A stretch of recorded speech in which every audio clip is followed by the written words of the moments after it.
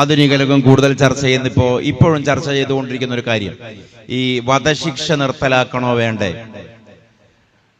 Death penalty, തൂക്കിക്കൊല്ലണോ തലവെട്ടി കൊല്ലണോ എന്ന് പറയുന്ന, അത് നിർത്തലാക്കരുത് എന്ന് പറയുന്ന അല്പരാജ്യങ്ങളേ ഉള്ളൂ.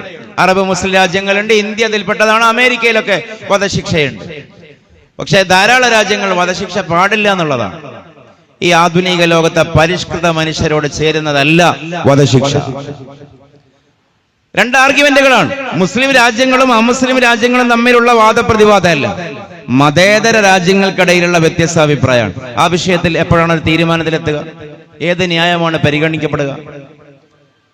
വധശിക്ഷ പാടില്ല എന്നൊക്കെ വലിയ വായിൽ സംസാരിക്കുന്ന ആധുനിക മനുഷ്യനൊക്കെ എന്താണത് എന്ന് പോലും അറിയാതെ ഉച്ചരിക്കുന്ന ആളുകളൊക്കെ സാമൂഹികമായൊരു വിഷയം വരുമ്പോൾ വധശിക്ഷയൊക്കെ വേണമെന്ന് പറയുന്നവരാണ്. ഇവിടെ ഗോവിന്ദച്ചാമിയുടെ വിഷയം ഉണ്ടായപ്പോ സമാനമായി പല ബലാത്സംഗങ്ങളും നിർഭയ സംഭവമൊക്കെ ഡൽഹിയിലൊക്കെ ഉണ്ടായ സമയത്ത് ഈ പ്രതികളെയൊക്കെ വിചാരണ കൂടാതെ വെടിവെക്കണം എന്നുള്ള കമന്റുകളാണ് പല അൾട്രാ സെക്യുലർ ലിബറലിസ്റ്റുകളും ഒക്കെ സോഷ്യൽ മീഡിയയിൽ പറയുക. അവനവന്റെ വിഷയത്തിലേക്ക് വരുമ്പോൾ അതൊക്കെ അംഗീകരിക്കുന്ന ആളുകൾ തന്നെയാണ്. പക്ഷെ അത് വേണോ വേണ്ടെന്നുള്ള ചർച്ചയല്ല ഇവിടെ. നിരീശ്വരവാദത്തിലും സ്വതന്ത്ര ഇന്ത്യയിലും അതിന് ഉത്തരമില്ല എന്നുള്ളതാണ്. യൂത്തനേഷ്യ, ദയാവധം ക്ലിനിക്കലി ഡെഡ് അല്ലെങ്കിൽ ബ്രെയിൻ ഡെഡായ, മെഡിക്കൽ സയൻസ് മരിച്ചു എന്ന് വിധി എഴുതിയ ആളുകൾ, ഇനി അവർക്ക് കൃത്രിമമായി ഓക്സിജൻ നൽകിയിട്ട് വെന്റിലേഷൻ സഹായത്തോടെ സപ്പോർട്ടീവായി ശ്വാസം ചെയ്യുന്നുണ്ട്. അവരുടെ ആ വെന്റിലേഷൻ അൺപ്ലഗ് ചെയ്താൽ ഇവര് മരിച്ചു പോകും. അങ്ങനെയുള്ള ആളുകളെ ഇങ്ങനെ മാസങ്ങളോളം കൊല്ലങ്ങളോളം ഗവൺമെന്റ് തീറ്റിപ്പോറ്റി അല്ലെങ്കിൽ ഫാമിലി തീറ്റിപ്പോറ്റി അവരെ ഇങ്ങനെ തീറ്റിപ്പോറ്റുക എന്ന് പറഞ്ഞാൽ അവരെ പരിപാലിച്ച് മുന്നോട്ട് കൊണ്ടുപോകണോ? സമയം മെനക്കടല്ലേ, സാമ്പത്തികമായി ബാധ്യതയല്ലേ. അതുകൊണ്ട് അവർക്ക് മേഴ്സി കില്ലിംഗ്, അവരെ മരിക്കാൻ വിട്ടുകൊടുക്കുക. അതിനാണ് യൂത്തനേഷ്യ എന്ന് പറയുന്നത്. ശ്വാസം കൊടുക്കണ്ട, ഓക്സിജൻ കൊടുക്കണ്ട, അവർ മരിക്കും. മണിക്കൂറുകൾക്കുള്ളിൽ, മിനിറ്റുകൾക്കുള്ളിൽ മരിക്കും. ഇത് നിയമപരമായി ഇങ്ങനെ വേണമെന്ന് പറയുന്ന രാജ്യങ്ങൾ ലോകത്ത് ഒരുപാടുണ്ട്. ഇങ്ങനെ ചെയ്യരുത് എന്ന് പറയുന്ന സമൂഹങ്ങളും രാജ്യങ്ങളും അതുമുണ്ട്. ഇത് മുസ്ലിം നോൺ മുസ്ലിം രാജ്യങ്ങൾക്കിടയിലുള്ള ഒരു വിഷയമല്ല. ഇത് മതേതര രാജ്യങ്ങൾക്കിടയിലുള്ള വ്യത്യസ്തമായ വീക്ഷണങ്ങളാണ്. ആ കാര്യത്തിൽ 2025 ഫെബ്രുവരി 20 വരെ ഐക്യകണ്ഠേന ഒരു ഉത്തരമില്ല. UNOയിലൊന്നും വ്യക്തമായൊരു തീരുമാനമോ റെസല്യൂഷനോ ആ കാര്യത്തിൽ ഇല്ല. എപ്പോഴും ഉണ്ടാകും, ഉണ്ടാകില്ല. മനുഷ്യരുടെ അഭിപ്രായങ്ങളും യുക്തികളും വ്യത്യസ്തമായിരിക്കും. പക്ഷെ അവിടെ ആലോചിച്ച് നോക്കേണ്ട ഒരു വലിയൊരു പരമാർത്ഥം, വേറെ ഒരു വിഷയം വരുന്നുണ്ട്. ദയാവധം പാടില്ല എന്നുള്ളതാണ് അഹ്ലുസുന്ന വൽ ജമാഅത്തിന്റെ എല്ലാ കർമ്മശാസ്ത്ര ഗ്രന്ഥങ്ങളും അല്ലെങ്കിൽ നമ്മുടെ പണ്ഡിതന്മാരും അഭിപ്രായപ്പെട്ടത്. അതിൽ അഭിപ്രായ വ്യത്യാസമൊന്നുമില്ല. ജീവൻ അള്ളാഹുവാണ് നൽകിയത്, അള്ളാഹുവിനെ എടുക്കാൻ പറ്റുകയുള്ളൂ. ആത്മഹത്യയും ഹറാമാണ്, ദയാവധവും ഹറാമാണ്. അപ്പൊ അന്ന് ഇതിനെ പരിഹസിച്ചിരുന്ന ധാരാളം ആളുകൾ ഉണ്ടായിരുന്നു. ഇനി ഒരിക്കലും ജീവിതത്തിലേക്ക് തിരിച്ചു വരില്ല എന്ന് പറഞ്ഞ ആളുകൾക്ക് മേഴ്സി കില്ലിംഗ് കൊടുക്കുന്നതിനെ നമ്മൾ എന്തിനു എതിർക്കണം? കാരണം അത് അവരോട് ചെയ്യുന്ന ഒരു കാരുണ്യാണല്ലോ എന്ന്. പക്ഷെ പുതിയൊരു പഠന പ്രകാരം ഈ തനാട്ടോളജിക്കൽ സ്റ്റഡി ഒക്കെ നടക്കുന്ന കാലമാണല്ലോ. മരണ സംബന്ധമായിട്ടുള്ള അനുഭവങ്ങളും കാര്യങ്ങളും പറയുന്ന ഒരു ശാസ്ത്രമാണ്, ബ്രാഞ്ച് ഓഫ് സയൻസ് ആണ് തനാട്ടോളജി. നിയർ ഡെത്ത് എക്സ്പീരിയൻസുമായി ബന്ധപ്പെട്ട ധാരാളം പഠനങ്ങൾ നടക്കുന്നു. അത് മുന്നോട്ട് വെക്കുന്നതനുസരിച്ച് കൊണ്ട് ബ്രെയിൻ മരിച്ച, ക്ലിനിക്കലി ഡെഡായ, മസ്തിഷ്ക മരണം സംഭവിച്ച ധാരാളം ആളുകൾ ജീവിതത്തിലേക്ക് തിരിച്ചു വരികയാണ്. തിരിച്ചു വന്ന നൂറുകണക്കിന് ആളുകളുടെ അനുഭവങ്ങൾ ആ പുസ്തകങ്ങളൊക്കെ കാണുവാൻ കഴിയും. അപ്പൊ മതം പറയുന്നതിലേക്കാണ് ലോകം എത്തി, അല്ലെങ്കിൽ ലോകത്തിന്റെ സഞ്ചാരത്തിന്റെ സാങ്കേതികതയുടെ ഒരു പരിണിതി വരുന്നത് എന്നുള്ളത് കാണാതെ പോവരുത്. നിരീശ്വരവാദം പറയുന്നിടത്തേക്കല്ല ലോകം പോകുന്നത്. 2000 കഴിഞ്ഞാൽ ലോകത്ത് മതം ഉണ്ടാവില്ല. 21st സെഞ്ചുറിയോടുകൂടെ ലോകത്ത് മതവും ദൈവങ്ങളും മതവിശ്വാസവും ഇല്ലാതാകുമെന്ന് കഴിഞ്ഞ നൂറ്റാണ്ടിൽ ഗീർവാണം മുഴക്കിയ, കഴിഞ്ഞ നൂറ്റാണ്ടിൽ പ്രഖ്യാപിച്ച, കഴിഞ്ഞ നൂറ്റാണ്ടിൽ പ്രവചിച്ച ഒരുപാട് പ്രത്യയശാസ്ത്രങ്ങൾ 21st സെഞ്ചുറിയിൽ ഭൂമുഖത്തില്ല. മതം ബാക്കിയുണ്ട്. അടുത്ത നൂറ്റാണ്ടായാൽ മതം ഉണ്ടാവില്ല എന്നായിരുന്നു അവരുടെ പ്രവചനം. പക്ഷെ അങ്ങനെ പ്രവചിച്ചവരിപ്പോ കുടീരത്തിലാണ്, പ്രവചിച്ചവരുടെ പ്രത്യയശാസ്ത്രം മോർച്ചറിയിലുമാണ്. പ്രവചിച്ചവരുടെ പ്രവചനം ഇപ്പോൾ ലോകത്ത് മതവിശ്വാസികളുടെ അടുത്ത് ഉദ്ധരിക്കുക എന്നല്ലാതെ അത് പറയാൻ അവരുടെ അണികൾ പോലും ബാക്കിയില്ല. മതം ബാക്കിയുണ്ട്. അതിന് സസ്റ്റൈനബിലിറ്റി മതത്തിനുണ്ട്. ഇസ്ലാം പറയുന്നു അവിടത്തേക്ക് ലോകം എത്തുന്നു അല്ലേ? ഇതാ പുതിയ ലോകത്തെ ചർച്ചകൾ ഏലിയൻസുകളെ കുറിച്ചാണ് വലിയ ചർച്ചകൾ നടക്കുന്നത്. അന്യഗ്രഹ ഇതരഗ്രഹ ജീവികളെ സംബന്ധിച്ച്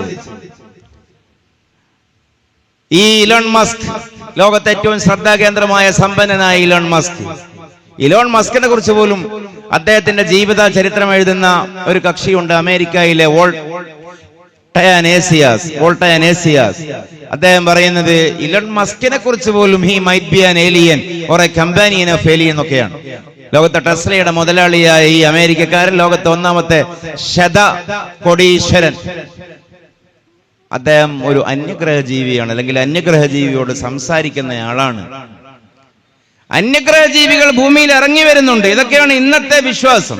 അമേരിക്കയിലെ നവദ ട്രയാങ്കിൾ വഴി പ്രോഹിബിറ്റഡ് 51 ഏരിയയിൽ അത് കമ്പിവേലി കെട്ടി മാറ്റിവെച്ചിരിക്കുന്നു. എന്താണ് അവിടെ നടക്കുന്നത് എന്നതിനെ കുറിച്ച് ഒരുപാട് കോൺസ്പിറൻസി തിയറികൾ, ഒരുപാട് അഭിപ്രായങ്ങൾ. അന്യഗ്രഹ ജീവികൾ ഭൂമിയിൽ വരുന്നുണ്ട്, സംസാരിക്കുന്നുണ്ട്. ഇത് ലോകം പഴയകാലത്തെ ചർച്ചയല്ല, ഈ കാലത്തെ ചർച്ചയാണ്. ഞാനിതൊന്നും വെറുതെ പറയുകയല്ല, ജസ്റ്റ് ഗൂഗിൾ ഇറ്റ്. അമേരിക്കയിലെ most spreading religion in US is not Islam or Christianity, but it is UFO religion. അമേരിക്കയിലെ ഏറ്റവും വികസിച്ചുകൊണ്ടിരിക്കുന്ന, വളർന്നുകൊണ്ടിരിക്കുന്ന മതം ഇസ്ലാമോ ക്രിസ്ത്യാനിറ്റിയോ അല്ല. അമേരിക്കയിൽ നിലവിൽ ഏറ്റവും വളർന്നുകൊണ്ടിരിക്കുന്ന മതം UFO റിലീജിയൻ ആണ്. എന്താണ് UFO religion? What is UFO? Unidentified flying objects, പറക്കും തളികകൾ. അതാണ് UFO. എന്താണ് ഈ പറക്കും തളികയിലുള്ളത്? പറക്കും തളികയിലുള്ളത് ഇതരഗ്രഹ ജീവികളെ ആരാധിക്കുന്ന മതമാണ് ലോകത്തെ ഏറ്റവും ശാസ്ത്രീയ പുരോഗതി, ഏറ്റവും അതിന്റെ മാക്സിമം എത്തിയെന്ന് അവകാശപ്പെടുന്ന അമേരിക്കയിലെ സ്പ്രെഡിംഗ് റിലീജിയൻ, അന്ധവിശ്വാസം എന്ന് ലോകം പറയുന്നിടത്തേക്കാണ് ലോകം പോകുന്നത്. ഈ നാട്ടിൽ കഥയെന്തറിഞ്ഞു, വിദ്യ എന്തെന്നറിയാതെ, വിദ്യ കൊണ്ടറിയേണ്ടതറിയാതെ വിദ്വാനെന്നു നടിക്കുന്നതു ചിലർ. കുങ്കുമത്തിൻ ഗന്ധമറിയാതെ കുങ്കുമം ചുമക്കുമ്പോൾ. ഇതാണ് ഈ നാടിലെ അവസ്ഥ. ഇവിടെ മതവിമർശനം നടത്തുന്ന ആളുകൾക്ക് ലോകത്തിന്റെ ഒഴുക്ക് ഗതി എങ്ങോട്ടേക്കാണ് എന്ന് ഇനിയും മനസ്സിലായിട്ടില്ല. ഇസ്ലാമിന്റെ വെളിയിലേക്ക്, വ്യവസ്ഥാപിതമായ മതത്തിന്റെ വെളിയിലേക്ക് പോകുന്ന ആളുകൾ, ആ ആളുകൾ എത്തി നിൽക്കുന്ന ഒരു ദയനീയാവസ്ഥയാണ് ഞാൻ ഈ പറഞ്ഞത്. പറക്കും തളികയെ ആരാധിക്കുന്നു, പിശാചുക്കളെ ആരാധിക്കുന്നു, ലൂസിഫറിനെ ആരാധിക്കുന്നു, ആന്റിക്രിസ്റ്റിനെ ആരാധിക്കുന്നു. ആന്റിക്രിസ്റ്റ് എന്നൊക്കെ പറഞ്ഞ ആരാ? ദജ്ജാൽ. നമ്മുടെ വിശ്വാസത്തിലുള്ള ദജ്ജാലിനെയാണ് ആന്റിക്രിസ്റ്റി അല്ലെങ്കിൽ ലൂസിഫർ എന്നൊക്കെ പറയുന്നത്. ലോകത്തിൽ നിന്ന് വളർന്നു വരുന്ന ഒരു മതം പോലും ലൂസിഫർ ആരാധനയാണ്, ആന്റിക്രിസ്റ്റി ആരാധനയാണ്. ആന്റിക്രിസ്റ്റ് ഇപ്പോൾ ലോകത്തെ ഏറ്റവും സ്പ്രെഡിംഗ് ആയിട്ടുള്ള, എല്ലാ ആളുകൾക്കിടയിലും വലിയ സ്വീകാര്യതയുള്ള ബ്രാൻഡല്ലേ ആപ്പിൾ ബ്രാൻഡ്. ഏതാ ഫോൺ? സാംസങ്. ഒരു ആപ്പിൾ വാങ്ങരുതോ ചങ്ങാതി? ആപ്പിളിന്റെ ഐപാഡ്, ആപ്പിളിന്റെ ടാബ്, ആപ്പിളിന്റെ ലാബ്, ആപ്പിളിന്റെ മൊബൈൽ. ഈ ആപ്പിളിന്റെ ചിഹ്നം പോലും വാസ്തവത്തിൽ ഒരു ആന്റിക്രിസ്റ്റ് സിംബൽ ആണെന്നാണ്. ആപ്പിൾ, ആദംസ് ആപ്പിൾ, ആപ്പിളിന്റെ ചിഹ്നത്തിന്റെ ഒരു ഭാഗത്ത് ഒരു കടിച്ച് മുറിഞ്ഞു പോയ ഒരു ഭാഗമുണ്ട്. അത് പിശാചിന്റെ വിജയമാണത്. എന്നാണ് അതിന്റെ ആന്റിക്രിസ്റ്റ് സിംബൽ. ക്രിസ്റ്റ് എന്ന് പറഞ്ഞാൽ ദൈവം എന്നുള്ളതാണ്. ആന്റിക്രിസ്റ്റ് ദൈവവിരുദ്ധമായ ദജ്ജാലിന്റെ ലൂസിഫർ ശക്തി. അപ്പൊ ഒന്നാമത്തെ മനുഷ്യനായ ആദം അലൈഹിസ്സലാമിനെയും പത്നിയായ ഹവ്വ ബീവിയെയും ദുസ്വാധീനിച്ചുകൊണ്ട് പിശാച് വിലക്കപ്പെട്ട ആപ്പിൾ ഭക്ഷിപ്പിച്ചു. അപ്പൊ ആപ്പിളിന്റെ ഒരു കഷ്ണം ഇവരുടെ വായയിൽ, തൊള്ളയിലായി. അപ്പൊ പിടിച്ചിട്ട് ജിബ്രീൽ അലൈഹിസ്സലാം അവരെ കൊണ്ടത് പുറത്തേക്ക് തുപ്പിപ്പിച്ചു. അപ്പൊ പിടിച്ചത് കൊണ്ടാണ് ഇവിടെ ഈ എല്ലിലൊരു ഒരു തടിപ്പുള്ളത്. അതിനാണ് ഇംഗ്ലീഷിൽ ആദംസ് ആപ്പിൾ എന്നാണ് പറയാ, ഈ ഹമ്പിന്. അപ്പോ ആ ആപ്പിളിൽ ഒരു കഷ്ണം കടിച്ചു പോയിട്ടുണ്ട്. ആ കഷ്ണമാണ് ഈ ആപ്പിൾ ഫോണിലും ആപ്പിൾ ടാബിലും ഒക്കെ ആപ്പിളിന്റെ സിമ്പിളായി വരുന്ന ആപ്പിളിൽ ഒരു കഷ്ണം കാണാനില്ല. അപ്പൊ ഈ ആപ്പിളിന്റെ ചിഹ്നം പോലും വാസ്തവത്തിൽ ദജ്ജാലിന്റെ വിജയമാണെന്നാണ് അതേക്കുറിച്ചുള്ള വിശദീകരണങ്ങളും പഠനങ്ങളും പറയുന്നത്. ആന്റി ക്രിസ്ത്യന്റെ വിജയം. അപ്പൊ ഇങ്ങനെ ദജ്ജാൽ ആരാധനയാണ് ലോകത്തെ വൻ ബ്രാൻഡഡ് കമ്പനികൾ പോലും, മെസോണിസം എന്നും ഫ്രീ മസോണിസം ഒക്കെ പറയുന്ന അത്തരം ഇലുമിനേറ്റി തത്വങ്ങൾ, അതിനെയൊന്നും കണ്ണടച്ചുകൊണ്ട് ഇതൊക്കെ നിഗൂഢ സിദ്ധാന്തമാണ് എന്ന് പറഞ്ഞ് ഒറ്റയടിക്ക് തള്ളുന്ന ആളുകളുണ്ട്. തള്ളാനൊക്കെ ആർക്കും സാധിക്കും, പഠിക്കാനാണ് പണി, അല്ലേ? തള്ളാൻ ഒരു പണിയുമില്ല, just a click, that is fake. പണി കഴിഞ്ഞു. പക്ഷെ എന്തുകൊണ്ടങ്ങനെ ആയിക്കൂടെന്നില്ല. എന്തുകൊണ്ടങ്ങനെ ആയിക്കൂടാ? രണ്ട് സാധ്യതയുണ്ടല്ലോ. അപ്പൊ ഞാൻ എന്റെ വിഷയം അങ്ങോട്ടേക്ക് കൊണ്ടുപോയതല്ല വാസ്തവത്തിൽ. ഇനി മറ്റൊരു ഞാൻ വിഷയം പോയത് ഭരണഘടന അനുസരിച്ച് കൊണ്ട് ജീവിക്കാം എന്ന് പറയുന്ന ഒരു ആർഗ്യുമെന്റ് ചർച്ച ചെയ്തപ്പോഴാണ്. ഒരു ഭാഗം കൂടി പറഞ്ഞുകൊണ്ട് ഞാൻ അവസാനിപ്പിക്കുന്നത്. നിങ്ങൾക്ക് വേണമെങ്കിൽ ഇടപെടാം. ഇതിന്റെ ഉസ്താദുമാരെന്താണ് സമയം അനുസരിച്ച് കൊണ്ട് തീരുമാനമെടുക്കും. മൂന്നാമത്തെ അപരന്യായം എന്താണ്? മൂന്നാമത്തെ അപരന്യായം, സമ്മതം ഉള്ളതൊക്കെ ശരിയാണ്, സമ്മതം ഇല്ലെങ്കിലാണ് തെറ്റ്. കൺസെന്റ് തിയറി എന്ന് പറയും. ഇപ്പൊ രണ്ടുപേര് ഒരു ഏതെങ്കിലും ഒരു കാമകേളി അവര് ലൈംഗികമായി ഏർപ്പെടുന്നു, ശരിയോ തെറ്റോ? ഇത്ര പരിഗണനയുള്ളൂ. മ്യൂച്വൽ കൺസെന്റ് ഉണ്ടോ, ഉഭയകക്ഷി സമ്മതം ഉണ്ടോ? ശരി. സമ്മതമില്ല, തെറ്റ്. രക്ഷിതാവ് വിവാഹം ചെയ്യിപ്പിച്ചു, ശരിയോ തെറ്റോ? സമ്മതം ഉണ്ടെങ്കിൽ ശരി, സമ്മതം ഇല്ലെങ്കിൽ തെറ്റ്. അതിമനോഹരമായ ഒരു ആർഗ്യുമെന്റ് ആണ്. പക്ഷെ അവിടെയും പ്രശ്നമുണ്ട്. സമ്മതം എന്ന് പറയുന്നതിന് കൺസെന്റ് ഏത് കാലത്തും ഏത് പ്രായത്തിലുമുള്ള കൺസെന്റിനാണ് പരിഗണന കൊടുക്കുക. ഇപ്പോ ഏജ് ഓഫ് കൺസെന്റ് എന്ന് പറയുന്നൊരു പ്രായപരിധി നിയമപരമായി എല്ലാ രാജ്യത്തും ഉണ്ട്. ഇപ്പൊ ഇന്ത്യയിലൊക്കെ ഏജ് ഓഫ് കൺസെന്റ് 18 18 വയസ്സിന് മുകളിലുള്ളവർ ഉഭയകക്ഷി സമ്മതത്തോടെ ചെയ്യുകയാണെങ്കിൽ തെറ്റല്ല. അതല്ല ഇന്ത്യയുടെ നിയമം. അപ്പൊ ഇന്ത്യയിൽ ഏജ് ഓഫ് കൺസെന്റ് 18. ഇന്ത്യയിൽ മാത്രമല്ല, കോമൺവെൽത്ത് രാജ്യങ്ങളിലൊക്കെ ഏകദേശം 18. ബ്രിട്ടീഷുകാർ ഭരിച്ചൊഴിവാക്കി പോയ രാജ്യങ്ങൾ അവിടെയൊക്കെ 18. പക്ഷേ 18 തന്നെയല്ലല്ലോ എല്ലാ രാജ്യത്തും. ഇപ്പൊ ചൈനയിലൊക്കെ 12, ഫിലിപ്പൈൻസിൽ 13. ആ ഏരിയ ഫിലിപ്പൈൻസ്, തായ്വാൻ, തായ്ലാന്റ്, ദക്ഷിണ കൊറിയ, ഉത്തര കൊറിയ, ദക്ഷിണേഷ്യ രാജ്യങ്ങളിലൊക്കെ 12, 13 age of consent. GCC Arab രാജ്യങ്ങളിലേക്ക് പോയാൽ 20 ഏജ് ഓഫ് കൺസെന്റ്. അതിൽ തന്നെ ബഹ്റൈനിൽ ലാസ്റ്റ് നോക്കിയപ്പോ 21. യൂറോപ്പിൽ 16, അമേരിക്കയിൽ 17. അപ്പൊ ഇപ്പോ ഒരു ആഗോളാടിസ്ഥാനത്തിലൊരു ഇസ്ലാം ആഗോള മതമാണ്. ആഗോളാടിസ്ഥാനത്തിലൊരു നിയമമായിരിക്കും. അതേസമയം നോക്കൂ, ഈ പറയുന്ന സ്വതന്ത്ര നാസ്തിക ചിന്തയനുസരിച്ചുകൊണ്ട് ഏത് പ്രായത്തിലുള്ള സമ്മതമാണ് പരിഗണിക്കുക, മാനദണ്ഡമാക്കുക എന്ന് ചോദിച്ചാൽ ഏത് പ്രായമാണ് പരിഗണിക്കുക? ഇപ്പൊ ലോകത്തെ നിയന്ത്രിക്കുന്നത് അമേരിക്കയാണെന്ന് മനസ്സിലാക്കിയാൽ 16. ഇനി അമേരിക്കയേക്കാൾ വലിയ ശക്തിയായി ചൈന വരുന്നു എന്ന് പറഞ്ഞാൽ 13ലേക്ക് താഴേണ്ടി വരും. ഇനി അതല്ല, ഇവരെക്കാളൊക്കെ നല്ലത് യൂറോപ്പാണെന്ന് വിചാരിച്ചാൽ അത് വേറൊരു പ്രായം എടുക്കേണ്ടി വരും. ഇനി അറബ് നാടുകളാണെന്ന് പറഞ്ഞാൽ 20ലേക്ക് പോകേണ്ടി വരും. കോമൺവെൽത്തിലേക്ക് 18ലേക്ക് വരേണ്ടി വരും. ഇനി അവിടെയും വേറെ വിഷയം, 18 വയസ്സ് വരെ സ്വതന്ത്ര ചിന്തകർക്കപ്പോ ഇന്ത്യയിൽ ഫ്രീഡം ഇല്ലേ? അതും ചോദ്യമാണല്ലോ. ഉഭയകക്ഷി സമ്മതപ്രകാരം എന്തും ചെയ്യാൻ പറ്റുന്ന പ്രായം ഇന്ത്യയിൽ തന്നെ 18 വന്നാൽ ഈ 18 വയസ്സ് വരെയുള്ള വ്യക്തികൾക്ക് സ്വാതന്ത്ര്യമില്ലേ? എന്തുകൊണ്ട്? ഏത് പരിഗണന അനുസരിച്ചുകൊണ്ടാണ് ഈ നിരീശ്വരവാദികളും എന്ന് പറയുന്ന സ്വതന്ത്ര ചിന്തകരും മറ്റും 18 എന്ന് പറയുന്ന ഏജ് ഓഫ് കൺസെന്റിനെ ആത്യന്തികമായ ഒരു മാനകപ്രായമായി സ്വീകരിക്കുന്നത്? മനസ്സിലായില്ല. ഒരു വ്യക്തിക്ക് ചെറുപ്പം മുതലേ ഇച്ഛകളുണ്ട്, അവരുടേതായ താല്പര്യങ്ങളുണ്ട്. അവരുടെ താല്പര്യങ്ങൾ ഏത് മാനദണ്ഡ പ്രകാരം സ്വീകരിക്കുന്നില്ല. ഇപ്പോ കോവിഡ് കൊണ്ടുപോകുവാൻ കുട്ടികളെ നമ്മൾ നിർബന്ധിപ്പിക്കുമ്പോൾ കുട്ടികൾ കരയും, അവർക്ക് വേണ്ട. പക്ഷെ നമ്മൾ പിന്നെ അതിനെ അവർക്ക് തന്നെ കൊടുക്കുന്നതിന്റെ ന്യായം പാരന്റിങ് എന്ന് പറയുന്ന ഒരു ന്യായമാണ്. കാരണം കുട്ടികൾക്കറിയാത്തത് രക്ഷിതാക്കൾക്കറിയാം. ഇപ്പൊ നിങ്ങൾക്കിത് പ്രയാസമാണെങ്കിലും നിങ്ങൾക്കിത് ഭാവിയിൽ ഉപകാരപ്രദമാവും. ഇത് സ്വീകരിച്ചില്ലെങ്കിൽ രോഗം വരും. ഇത് കുട്ടിക്ക് ബോധ്യമുള്ള കാര്യമല്ല, കുട്ടിക്ക് സെൻസ് ഇല്ല ആ വിഷയത്തിൽ. അതേസമയം ഇത് എക്സ്പീരിയൻസ് കൊണ്ടും അല്ലെങ്കിൽ മറ്റുള്ളവർ പറഞ്ഞു കേട്ടും രക്ഷിതാക്കൾക്ക് അറിയാം. അപ്പൊ രക്ഷിതാക്കൾ പാരന്റിങ് എന്ന് പറയുന്ന സാമൂഹികമായ ഒരു തത്വം മുൻനിർത്തിക്കൊണ്ട് ഈ കുട്ടിക്ക് തുള്ളി മരുന്ന് കൊടുക്കുകയാണ്, ഇഞ്ചക്ഷൻ കൊടുക്കുകയാണ്. ലോകത്തെ പാരന്റിങ് എന്ന് പറയുന്ന ഒരു സിസ്റ്റം സ്വതന്ത്ര ഇന്ത്യയിൽ ശരിയാകൂ? ശരിയാവില്ല, ഒരിക്കലും ശരിയാവില്ല. കാരണം അത് ഈ കുട്ടികളുടെ താല്പര്യത്തിനെതിരാണ്.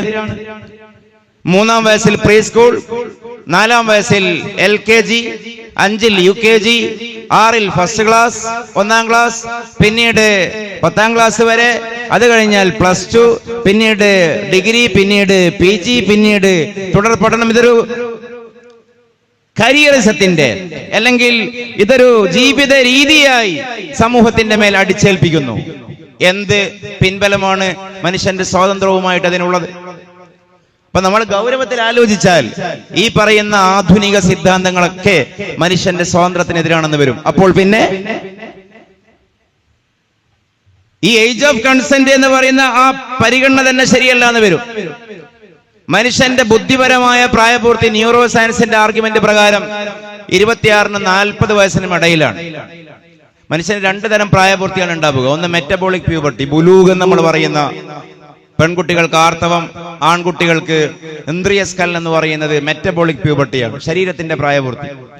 അതേപോലെ മറ്റൊരു പ്രായപൂർത്തി കൂടിയുണ്ട്, ഇന്റലക്ച്വൽ പ്യൂബർട്ടി, ബുദ്ധിപരമായ പ്രായപൂർത്തി. മനുഷ്യന്റെ ചിന്തയെ, വിചാരങ്ങളെ പ്രോത്സാഹിപ്പിക്കുന്ന മനുഷ്യന്റെ തലച്ചോറിലെ ന്യൂറോൺസ്, അതിന്റെ കോട്ടക്സ് മുൻഭാഗം, അതിന്റെ പൂർണ്ണത എത്തുന്നത് 26 to 40. സാറ ആർഡൻ, ലേറ്റസ്റ്റ് ആയ അമേരിക്കക്കാരി ന്യൂറോ സയന്റിസ്റ്റ്, ഇവിടെ പഠനം 40 വയസ്സിലാണ് ബുദ്ധിപരമായ പ്രായപൂർത്തി. അബ്ദുള്ളയുടെ പുത്രനായ മുഹമ്മദ് റസൂലുള്ളയാകുന്നത് 40-ലാണ് സ്വല്ലല്ലാഹു അലൈഹി വസല്ലം. ഇന്റലക്ച്വൽ പ്യൂബർട്ടി അതിന്റെ പെർഫെക്ഷനിൽ എത്തുന്ന കാലമെന്ന് ഒരുപക്ഷെ സയൻസ് കൊണ്ട് പറയാൻ കഴിയും. അപ്പൊ അതാണ് അതിന്റെ ഒരവസ്ഥ. ഞാൻ ഇനിയും ദീർഘിപ്പിക്കുകയല്ല. നമ്മൾ പുറമേ നിന്ന് നോക്കുമ്പോൾ അതിമനോഹരമാണ് ഇവരുടെ വാദകൾ എന്ന് തോന്നുമെങ്കിലും ഉള്ളിലേക്ക് ചെന്നാൽ അത് മനുഷ്യത്വ വിരുദ്ധമാണ്. അത് വിഡ്ഢിത്തമാണെന്നല്ല, അത് മനുഷ്യത്വ വിരുദ്ധമാണെന്ന് മനസ്സിലാക്കാൻ കഴിയും. പിന്നെ നമ്മുടെ വിശ്വാസത്തെ കുറിച്ച് നമുക്കൊരു ആത്മവിശ്വാസം ഉണ്ടാവുക എന്നുള്ളത് വളരെ നിർബന്ധമാണ്. നമ്മുടെ വിശ്വാസം സൂഫി മൻഹജിൽ നിന്നുകൊണ്ടാണ് നാം ഇസ്ലാമിനെ അവതരിപ്പിക്കേണ്ടത്, ഇസ്ലാമിനെ പറയേണ്ടത്. ഇവിടെയുള്ള നബീനാശയക്കാർ ഉണ്ടാക്കി തന്ന മൻഹജിലല്ല നാം ഇസ്ലാമിനെ പരിചയപ്പെടുത്തേണ്ടത്. നമ്മുടെ വഴി സൂഫി വഴിയാണ്. ഞാനത് വെറുതെ പറയുകയില്ല. എക്സാമ്പിൾ, ഇപ്പൊ നിരീശ്വരവാദികളുമായി സംസാരിക്കുമ്പോൾ ജനറൽ ഇസ്ലാമിന്റെ ഒരു കാഴ്ചപ്പാടും സൂഫി കാഴ്ചപ്പാടും തമ്മിൽ, സൂഫി കാഴ്ചപ്പാടിന്റെ ഒരു പ്രസക്തി. ഇപ്പോ നമുക്ക് ഇതെടുക്കാം, സ്വർഗം, ഇസ്ലാമിലെ സ്വർഗം. ഇവിടെയുള്ള എക്സ് മുസ്ലിംസും നിരീശ്വരവാദികൾ എപ്പോഴും പരിഹസിക്കുന്ന ഒരു വിഷയമാണ്. എന്താണ്? പാലിന്റെ പുഴ, തേനിന്റെ പുഴ, എല്ലാ ഭാഗത്തും സ്ത്രീകൾ, ഒരു സഭയിൽ പറയാൻ പറ്റാത്തതാണല്ലോ നിങ്ങളുടെ സ്വർഗം. പക്ഷേ സ്വർഗം എന്ന് പറഞ്ഞാൽ സൂഫികൾക്ക് എന്താണ്? ജെറുസലേമിന്റെ തെരുവിലൂടെ ഒരു കയ്യിൽ റാന്തലും മറുകയിൽ ഒരു കൊട്ട വെള്ളവുമായി നടക്കുകയാണ് റാബിയ അദവിയ റളിയല്ലാഹു അൻഹ. ചോദിച്ചു, എന്തേ പെണ്ണെ നിങ്ങൾക്ക് പറ്റി? എന്തിനാണ് ഈ കയ്യിൽ റാന്തലും പച്ചവെള്ളവും? അപ്പൊ എന്തേ പറഞ്ഞത്? മറുപടി, ആളുകൾക്ക് വേണ്ടത് സ്വർഗമാണ്, ആളുകൾക്ക് പേടി നരകവുമാണ്, ആളുകൾക്കാർക്കും അള്ളാഹുവിനെ വേണ്ട, അള്ളാഹുവിനെ വേണ്ടാതായിരിക്കുന്നു, വേണ്ടത് സ്വർഗമാണ്. അതുകൊണ്ട് ഞാൻ ഈ തീപ്പന്തം കൊണ്ട് സ്വർഗം കത്തിക്കാൻ പോവുകയാണ്. സൂഫി വാക്കുകളാണ്. ആളുകൾക്ക് ഭയം നരകമാണ്, അതുകൊണ്ടാണ് നിസ്കരിക്കുന്നതും ആരാധനകൾ ചെയ്യുന്നതും. ഞാൻ ഈ വെള്ളമൊഴിച്ച് നരകം കത്തിക്കാനും പോവുകയാണ്, നരകം കെടുത്താനും പോവുകയാണ്. അതെന്ത് വർത്തമാനമാണ് എന്നൊരു പക്ഷേ പൊതുബോധ മുസ്ലിമിന് തോന്നിയേക്കാം. പക്ഷെ അതാണ് വർത്തമാനം.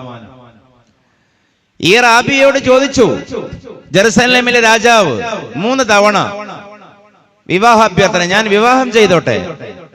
അദവി ഗോത്രത്തിലെ 4ാമത്തെ പുത്രി, അതാണ് റാബിഅത്തു അദവിയത്തുൻ. രാജാവ് പറഞ്ഞു, നിന്റെ കൂടെ ശയിക്കാനോ അല്ലെങ്കിൽ നിന്നെ കൊണ്ട് സേവനം ചെയ്യിപ്പിക്കാനോ ഒന്നുമല്ല, നാളെ മഹ്ശറിലെത്തിയാൽ എനിക്കും പറയാലോ റാബിയയുടെ ഭർത്താവാണ് ഞാൻ എന്ന വിലാസം കിട്ടുമല്ലോ. അതിനാണ്. ആ മറുപടി മഹദിക്ക് വളരെ ഇഷ്ടമായി.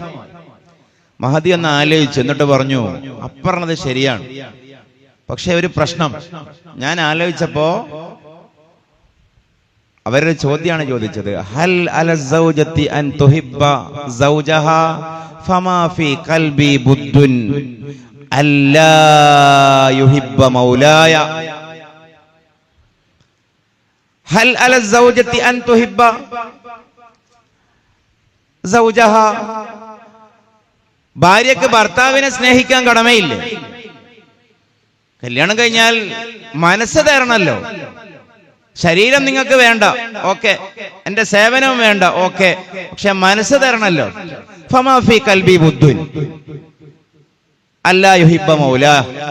അല്ലാ യുഹിബ്ബ മൗലായ ഔ മൗലാഹു. ഓർമ്മയില്ല, രണ്ടും ഫിറ്റാണ്. ഏതായാലും അറബിയിൽ എന്റെ കൽബിൽ ഒരു ഒഴിവും ഇല്ല അതിന്റെ നാഥനെ സ്നേഹിക്കാതെ. നിങ്ങൾക്ക് അവിടെ ഒരു സ്പേസ് ഉണ്ടെങ്കിലല്ലേ, ഗ്യാപ്പ് ഉണ്ടെങ്കിലല്ലേ നിങ്ങൾ അവിടേക്ക് കൊണ്ടുപോയി വെക്കാൻ പറ്റൂ. സോറി. എന്നിട്ട് പാടിയതാണ് ഹസ്ബി റബ്ബി ജല്ലല്ലാഹ്.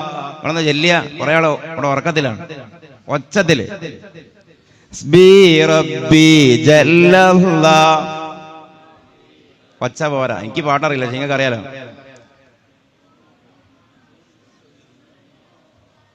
ഏതോ ഒരു കുട്ടി നല്ലോണം പാടണം. ഇല്ലല്ലാ, എനിക്ക് അല്ലാഹു മതി. അല്ലാഹു ആണ് വാസ്തവത്തിൽ സ്വർഗം എന്ന് നമ്മൾ പറയേണ്ടതല്ലേ? അതല്ലേ ശരിക്കും സ്വർഗം? ജസാഉഹും ഇൻദ റബ്ബിഹിം ജന്നാത്തു അദ്നിൻ തജ്രി മിൻ തഹ്തിഹൽ അൻഹാർ ഖാലിദീന ഫീഹാ റളിയല്ലാഹു അൻഹും വറളു അൻ ദാലിക ലിമൻ ഖശിയ റബ്ബ.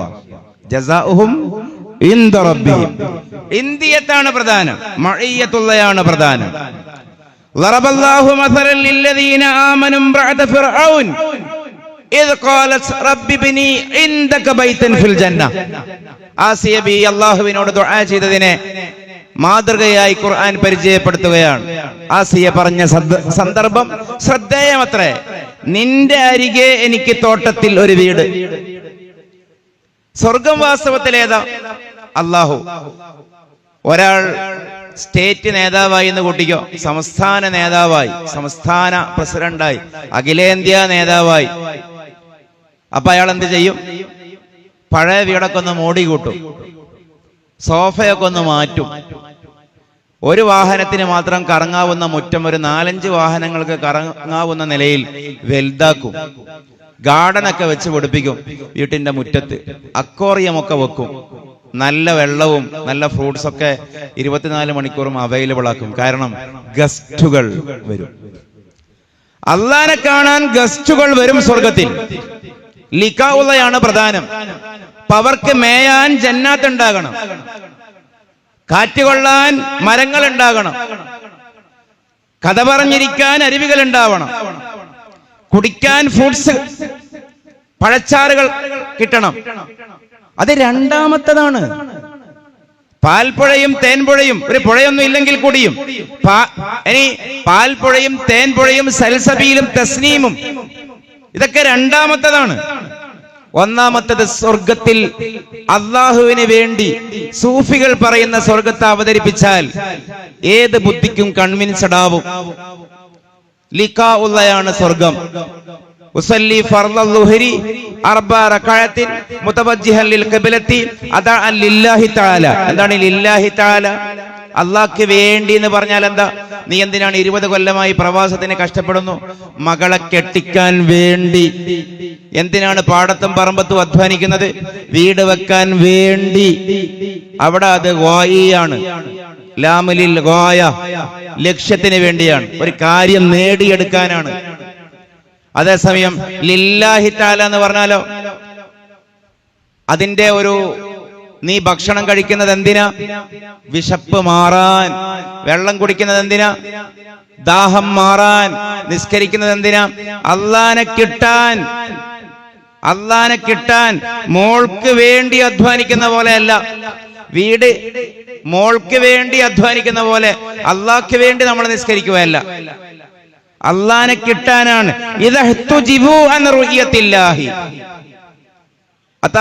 സിക്കന്ദരി റഹിമഹുല്ലയുടെ ഹിക്കമിന് ശറഹ് ചെയ്തുകൊണ്ട് ഈഖാഉൽ ഹിമമിൽ ഇബ്നുൽ ഹാജിബ് തങ്ങൾ ഉദ്ധരിക്കുന്ന ഒരു ഹദീസ് ഉണ്ട്. സ്വർഗത്തിലെത്തിയതിനു ശേഷം അള്ളാഹുവിനെ കണ്ടുകൊണ്ടിരിക്കെ അള്ളാഹുവിനെ കണ്ടുകൊണ്ടിരിക്കെ ആ കാഴ്ച ആർക്കെങ്കിലും മുറിഞ്ഞു പോയാൽ ഫയസ്തഗീഥൂന മിൻഹാ കമാ യസ്തഗീഥു അഹ്ലുൻ നാരി മിനൻ നാർ, നരകാവകാശികൾ ആ തീയിൽ നിന്നും ഞങ്ങളെ രക്ഷപ്പെടുത്തണമേ എന്ന് നരകത്തിൽ കടന്നവർ കേണ് പറയുന്ന പോലെ സ്വർഗത്തിൽ കടന്നവർ പറയും, ഈ സ്വർഗത്തിൽ നിന്ന് ഞങ്ങളെ ഒന്ന് രക്ഷപ്പെടുത്തിത്താ, ഞങ്ങൾക്ക് നരകത്തിലായാലും അള്ളാഹുവിനെ കണ്ടാൽ മതി. അതാണ് സ്വർഗം. അതാണ് സ്വർഗം. ഇന്ന മിനൽ ഇബാദ് മൻ യഅബുദുല്ലാഹ ലിഗറദിൻ ആഖർ فكأنه لو حصل ذلك الغرض بطريق آخر لترك الواسطة. ഇമാം ഖുർത്തുബി. അല്ലാഹു അല്ലാത്ത ലക്ഷ്യത്തിന് വേണ്ടി ആരാധിക്കുന്ന ആളുകളുണ്ട്. പക്ഷേ ആ ആളുകൾക്ക് സ്വർഗമാണ് ഉദ്ദേശം. സ്വർഗം കിട്ടിയാൽ അല്ലാഹുവിനുള്ള ആരാധന ഒഴിവാക്കും. ذلك جهل عظيم. വിഡിത്തമാണ്. ഞാൻ അങ്ങോട്ടേക്ക് എന്റെ വിഷയം പോവുകയല്ല. ബേസിക്കലി എല്ലാ രീതികളിൽ ആലോചിച്ച് നോക്കിയാലും ഈ ഇസ്ലാമിനെ നമ്മൾ ഈ പറയുന്നത് പോലെ നവീകരിച്ച് മറ്റെന്തോ ആക്കി തീർത്ത് പറയുന്ന ഒരു പ്രശ്നം സമൂഹത്തിൽ തീർച്ചയായും ഉണ്ട്. ഇസ്ലാമിന്റെ ലക്ഷ്യം എന്ന് പറയുന്നത് റിദ്വാനും മിനല്ലാഹ്, സാറ്റിസ്ഫാക്ഷനാണ്. ഭൗതികവാദികളുടെയും ജീവിതത്തിന്റെ ഉദ്ദേശം സാറ്റിസ്ഫാക്ഷനാണ്, സംതൃപ്തി കിട്ടുക. മുസ്ലിങ്ങൾ പറയുന്ന സംതൃപ്തി അള്ളാഹനെ അനുഭവിക്കുക എന്ന് പറയുന്ന സംതൃപ്തിയാണ്. ആ സംതൃപ്തിയിലേക്ക് പോകുമ്പോൾ കിട്ടുന്ന ബോണസുകളാണ്, ആനുകൂല്യങ്ങളാണ് ബാക്കി പറഞ്ഞ കഥകളൊക്കെ. എക്സാമ്പിൾ മാത്രം ഞാൻ പറഞ്ഞതാണ്. അപ്പോ ഞാൻ എന്റെ വാക്കുകൾ അവസാനിപ്പിക്കുകയാണ്. ഏകദേശം 11:30 മണി കഴിഞ്ഞു അല്ലേ ഉസ്താദേ? കുഴപ്പമില്ലേ? അല്ലെ, കുറച്ചുകൂടി പറഞ്ഞ് നിങ്ങൾ ഇടപെടാം, ഞാൻ മാത്രം പറയുന്നില്ലെന്നാൽ. അപ്പൊ ആ വഴി നമ്മൾ ഇവരെ ഇങ്ങനെ കുറ്റപ്പെടുത്തുന്നതിന് പകരം ആളുകൾ അങ്ങോട്ടേക്ക് ഇസ്ലാം നാമധാരികൾ പോകുമ്പോ അവരെന്തുകൊണ്ടാണ് അവർക്ക് അനുകൂലമായി മീൻസ് അവർക്ക് കൺവിൻസിംഗ് ആയൊരു ഭാഷ ഡെവലപ്പ് ചെയ്യുന്നതിന്റെ ഭാഗമായിട്ടാണ് ഞാൻ പറഞ്ഞത്. ഒരു ആധ്യാത്മികമായ തസവുഫിന്റെ അംശം കലർത്തിയിട്ട് ഇസ്ലാമിനെ പരിചയപ്പെടുത്തിയാൽ അത് കൺവിൻസിംഗ് ആയിരിക്കും. നിങ്ങൾക്ക് ആ വിഷയത്തിൽ എതിരഭിപ്രായം ഉണ്ടെങ്കിൽ നിങ്ങൾ ആലോചിച്ച് നോക്കൂ. അങ്ങനെ തന്നെയല്ലേ സ്വർഗം? അങ്ങനെ തന്നെയല്ലേ സ്വർഗം? ഇന്ത്യത്ത് മഴയത്തില്ലാത്ത സ്വർഗമാണ്. ഇനി അതിനൊരു മാള് പോലെ അവതരിപ്പിക്കേണ്ട കാര്യമില്ലല്ലോ. സ്വർഗം എന്ന് പറഞ്ഞാൽ ചിലപ്പോ നമ്മൾ അവതരിപ്പിക്കുന്നത് കേട്ടാൽ ഞാൻ എന്നെയും നിങ്ങളെയും നമ്മളെയും എല്ലാവരെയും അങ്ങനെ പറയുന്നവരെയാണ് ഉദ്ദേശിക്കുന്നത്. നിങ്ങൾ അങ്ങനെ പറയുന്നില്ലെങ്കിൽ ഞാൻ ഉദ്ദേശിക്കുന്നുമില്ല. നമ്മൾ ദുബൈ മാളൊക്കെയാണെന്ന് തോന്നും സ്വർഗത്തെക്കുറിച്ച് പറയുന്നത് കേട്ടാൽ. സ്വർഗം ഒരു സിവിലൈസേഷനാണ്, കൾച്ചറാണ്. കൃഷിയുണ്ട്, കച്ചവടമുണ്ട്, ഒരു ജീവിതമല്ലേ. ഇപ്പൊ ലോകത്ത് യുക്തിവാദികളും നിരീശ്വരവാദികളും മുസ്ലിം സ്വാതന്ത്ര്യ ചിന്തകരും ആലോചിക്കേണ്ട വളരെ ഗൗരവമുള്ളൊരു വചനം കൂടിയാണത്. ഏത്? ജസാഉഹും ഇൻദ റബ്ബിഹിം ജന്നാത്തു അദ്നിൻ. കാരണം ആധുനിക മനുഷ്യന്റെയും വിനോദസങ്കല്പം ഈ പറഞ്ഞതിന്റെ അപ്പുറത്തേക്ക് പോയിട്ടില്ല. എത്ര വലിയ അപ്പാർട്ട്മെന്റുകൾ കെട്ടിയാലും അവിടെ ഒരു തോട്ടം ഉണ്ടാക്കാൻ ആളുകൾക്ക് കൗതുകമാണ്. കാരണം ഈ സർവൈവലിംഗ് സൈക്കോളജി എന്ന് പറയും, അതിജീവന മനഃശാസ്ത്രമാണ് പച്ചപ്പ്, ചെടികൾ. മരുഭൂമിയിലുള്ളവർ പോലും ചിത്രപ്പെടുത്തില്ല, അവരും ചിത്രപ്പെടുത്തുക പൂക്കളാണ്. കാരണം അവർക്കറിയാം ചെടികളും പൂക്കളുമാണ് അതിജീവനത്തിന്റെ സിമ്പൽ എന്ന്. ഖുർആൻ പറയുകയാണ് ജന്നാത്തു അദ്നിൻ, അദ്നെന്ന് പറയുന്ന തോട്ടം. തജ്രീ മിൻ തഹ്തിഹൽ അൻഹാർ. ഖുർആൻ പല ഘട്ടങ്ങളിൽ ഉദ്ധരിക്കുന്ന ഒരു പ്രയോഗമാണ് സ്വർഗത്തിൽ അടിഭാഗത്തിലൂടെ അരുവികൾ ഒഴുകുന്ന ആരാമ ഭംഗി എന്ന് പറയുന്ന ഒരു കൺസെപ്റ്റ്. ലോകത്ത് അറിയപ്പെട്ട എല്ലാ നാഗരികതകളും നദീതീരത്താണ്. മോഹൻജദാരോ ആയാലും ഹാരപ്പോ ആയാലും മെസപ്പൊട്ടോമിയനായാലും നൈൽ ഈജിപ്ഷ്യനായാലും മെഡിറ്ററേനിയനായാലും നദീതട സംസ്കാരങ്ങളായ ലോകത്തുണ്ടായിട്ടുള്ളൂ. കാരണം കൾട്ടിവേഷൻ നടക്കണം, കൃഷി നടക്കണം. ഇപ്പൊ സ്വർഗം എന്ന് പറയുന്ന ഒരു സാമൂഹിക സിസ്റ്റം, ഒരു എക്കോ സിസ്റ്റം, ഒരു സിവിലൈസേഷൻ രൂപപ്പെടണമെങ്കിൽ അത് നദീതീരത്താകണം. വിശുദ്ധ ഖുർആൻ പറയുകയാണ് തജ്രീ മിൻ തഹ്തിഹൽ അൻഹാർ, നദീതട സംസ്കാരമാണ് സ്വർഗം എന്ന് പരിശുദ്ധ ഖുർആൻ. നദികളില്ലെങ്കിൽ അവിടെ നടക്കില്ല. കൾട്ടിവേഷൻ ഉണ്ടാകണം, കൃഷി ഉണ്ടാകണം. സ്വർഗത്തിലെത്തിയാൽ എന്താ ഫുഡ്? ഞാൻ സ്വർഗം വിശദീകരിക്കുകയല്ല. നമ്മൾ വിമർശനം നേരിടുന്ന സ്വർഗത്തെ കുറിച്ച് പോലും ആ സ്വർഗം തന്നെയാണ്, വിമർശിക്കപ്പെടുന്ന സ്വർഗം തന്നെയാണ് ഇസ്ലാമിന്റെ നിത്യകാല പ്രസക്തിയെ വിളിച്ചോതുന്ന യുക്തിഭദ്രമായ ഭാഗം എന്നുള്ളതാണ് കൗതുകം. ചില ആളുകൾ ചിന്തിക്കും നമ്മൾ സ്വർഗം പറയണ്ട, നരകവും പറയണ്ട, അത് പുതിയ തലമുറയ്ക്ക് സ്വീകാര്യമാവണമെന്നില്ല. അതിൽ പറയുന്ന സംഗതികൾ പുതിയ തലമുറയെയും അത്ഭുതപ്പെടുത്തുന്നതാണ് സ്വർഗത്തിന്റെ ഡെപ്പിക്ഷൻ. ഖുർആൻ പറയുന്ന സ്വർഗം ഇസ്ലാം വിമർശകർ പറഞ്ഞെന്തോ ആക്കിയതിന് നമ്മൾ പ്രതികളല്ലല്ലോ. വാസ്തവം അവർ പഠിക്കട്ടെ. നദീതട സംസ്കാരം, കൃഷി ഉണ്ടാവണമെങ്കിൽ, ഫ്രൂട്ട്സ് കിട്ടണമെങ്കിൽ കൃഷി ചെയ്യണ്ടേ? في سدر مخلود وطلح منضود وظل ممدود وماء مسكوب وفاكهة كثيرة لا مقطوعة ولا ممنوعة. في سدر مخلود മുള്ളില്ലാത്ത പഴങ്ങൾ, وطلح منضود പഴുത്ത നേന്ത്രപ്പഴം, ഏത്തക്ക, وماء مسكوب ചഷകങ്ങൾ, വളില്ലിൻ മംദൂദ് പരന്ന തണലുകൾ, വഫാകിഹത്തിൻ കസീറ അറ്റമനന്തമായ ഫലങ്ങൾ, ലാ മഖ്തൂഅത്തിൻ വലാ മംനൂഅ സീസണൽ അല്ല, നിൽക്കാത്ത നിലക്കാത്ത അനവരതം വർഷിച്ചുകൊണ്ടേയിരിക്കുന്ന പഴങ്ങൾ. പഴങ്ങൾ കിട്ടണമെങ്കിൽ കൃഷി ചെയ്യപ്പെടണ്ടേ? സ്വർഗത്തിൽ കൃഷി ഉണ്ടാകും, മണ്ണുണ്ടാകും. ഒന്നൊക്കെ മത്സരി ചെയ്യണം, എല്ലാം മലക്കുകൾ ചെയ്യണം, എല്ലാം മടുക്കൂലേ? 3 ദിവസത്തേക്ക് താമസിക്കാൻ പോയതല്ലല്ലോ സ്വർഗത്തിൽ. ഖാലിദീന ഫീഹാ, സ്വർഗത്തിൽ കടക്കുന്നവർക്ക് അവിടെ പൗരത്വമുണ്ട്. ഇപ്പൊ ഗൾഫിലൊക്കെ പോയാൽ വലിയ അപ്പാർട്ട്മെന്റ്സും വലിയ വ്യവസായവും കോടികളൊക്കെ ഉണ്ടാവും. പക്ഷെ ഒരു സമാധാനം ഉണ്ടാവില്ല. എന്താ അറിയോ? പൗരത്വം ഇല്ല, നാഷണാലിറ്റി ഇല്ല. നാളെ രാവിലെ പോകണം എന്ന് പറഞ്ഞാൽ പോകേണ്ടി വരും. പൗരത്വം കിട്ടിയാൽ വലിയ സമാധാനമാണ്. പക്ഷേ മനുഷ്യന്റെ വിനോദ സങ്കല്പത്തിന്റെ പൂർണ്ണതയുടെ ഭാഗമാണ് എവിടെയാണോ നാം പോയി നിൽക്കുന്നത് അവിടെ നമുക്ക് ഔദ്യോഗികമായ അംഗീകാരം കിട്ടുക എന്നുള്ളത്. അതാണ് ഖുർആൻ പറയുന്നത് ഖാലിദീന ഫീഹ, സ്വർഗത്തിൽ കടന്നവർക്ക് അവിടെ നമ്മുടെ ഭാഷയിലേക്ക് മാറ്റിയാൽ ആധാർ കാർഡും ഉണ്ടാകും, റേഷൻ കാർഡും ഉണ്ടാകും, ഐഡന്റിറ്റി കാർഡും ഉണ്ടാകും, വോട്ടവകാശവും ഉണ്ടാകും എന്നല്ലേ പറയുന്നത്. സ്വർഗത്തിന്റെ രേഖയിൽ നമ്മളുണ്ട് എന്ന്. ഗസ്റ്റുകളല്ല സ്വർഗത്തിൽ, നമ്മൾ ഗസ്റ്റുകളല്ല. സ്വർഗത്തിൽ നമ്മൾ പൗരന്മാരാണ്. ഖാലിദീന ഫീഹ, സാറ്റിസ്ഫൈഡ്, പൗരത്വം കിട്ടി. പിന്നെയോ റളിയല്ലാഹു അൻഹും, നമ്മളൊരു വീട്ടിൽ അതിഥിയായി പോയാൽ 1ാമത്തെ ദിവസമൊക്കെ ഓക്കെ, ഒരാഴ്ചയൊക്കെ നിൽക്കുമ്പോൾ നമുക്ക് തന്നെ ബിരിയാണിക്ക് ടേസ്റ്റ് കിട്ടില്ല. കാരണം എന്താ? നമുക്കൊരു തോന്നലായിരിക്കും നമ്മൾ മടുക്കുന്നുണ്ടോ എന്ന്. ഒരാഴ്ചയൊന്നും കഴിയണ്ട, ഒരു നേരത്തോടെ നേരമായാൽ തന്നെ. പക്ഷേ ഇവിടെ പറയുകയാണ് റളിയല്ലാഹു അൻഹും, അല്ലാഹുവിനെ ഇവരെ കുറിച്ച് മടുപ്പില്ല. എത്ര കാലമായി ഇവരെ പോറ്റുന്നു, ഇനി പുതിയൊരു ടീമിനെ കൊണ്ടുവരാം എന്ന് അല്ലാഹു കരുതില്ല. വറളൂ അൻ, എന്നാ നമുക്ക് അല്ലാഹനെ മടുക്കുവോ, റസൂലിനെ മടുക്കുവോ? അതും ഇല്ല. കാരണം എന്താ? എത്ര വലിയ ഭൗതിക ലോകത്തെ നേതാക്കന്മാരാണെങ്കിലും ആദ്യമൊക്കെ കാണാനും കൂടെ പോകാനും ഒരു സെൽഫി എടുക്കാനൊക്കെ കൗതുകമായിരിക്കും. കണ്ടോണ്ടിരുന്നാലോ വലിയ മടുപ്പാണ്. ആദ്യം അങ്ങോട്ടേക്ക് ഒരു കോൾ ചെയ്യാൻ പറ്റുമോ ഇല്ല എന്നുള്ള കാര്യത്തിൽ ഒരുപാട് ആലോചിച്ചാണ്. കണ്ടോണ്ടിരുന്നാൽ പിന്നെ ഇങ്ങോട്ടേക്ക് കോള് വരുമ്പോ നമ്മൾ എടുക്കൂല, മടുപ്പാണ്. ഇവിടെയുള്ള ഏത് ലീഡേഴ്സ് ആണെങ്കിലും വാസ്തവം ഒരു പരിധിയോളം. പക്ഷേ റളിയല്ലാഹു അൻഹും വറളൂ അൻ, ഈ സ്വർഗത്തിൽ കടന്നവർക്ക് അള്ളാനെയും മടുക്കുന്നില്ല, റസൂലിനെയും മടുക്കുന്നില്ല.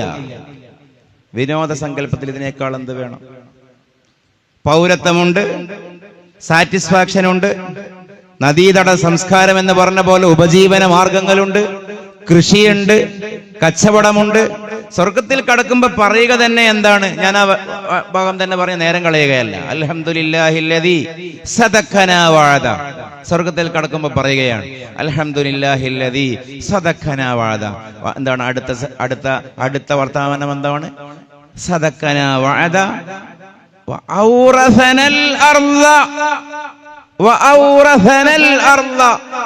നമ്മുടെ നാട് നമുക്ക് തിരിച്ചു തന്ന അള്ളാഹുവിനാണ് സർവസ്വതിയും. ഭൂമിയെ തിരിച്ചു തന്നു എന്നല്ല. 13,000 കിലോമീറ്റർ വ്യാസമുള്ള ഭൂമിയെ എന്തിനാണ് സ്വർഗാവകാശി? മാലയിടാൻ. എത്ര അഭംഗിയാണ് ആ കൺസെപ്റ്റ്. നാട് തിരിച്ചു കിട്ടി. ദാ നോക്ക് മാർക്കറ്റ്, ദാ റോഡ്, ദാ കട, ദാ വയൽ. മാമലകൾ പച്ചപ്പട്ടുടുത്ത ഗ്രാമങ്ങൾ, ഭൂമിയിലുള്ള ഗ്രാമങ്ങൾ സ്വർഗാവകാശികൾക്ക് തിരിച്ചു കിട്ടും എന്നാണ് പരിശുദ്ധ ഖുർആൻ. അപ്പോ അതാണ് റാബിയ അദവിയ.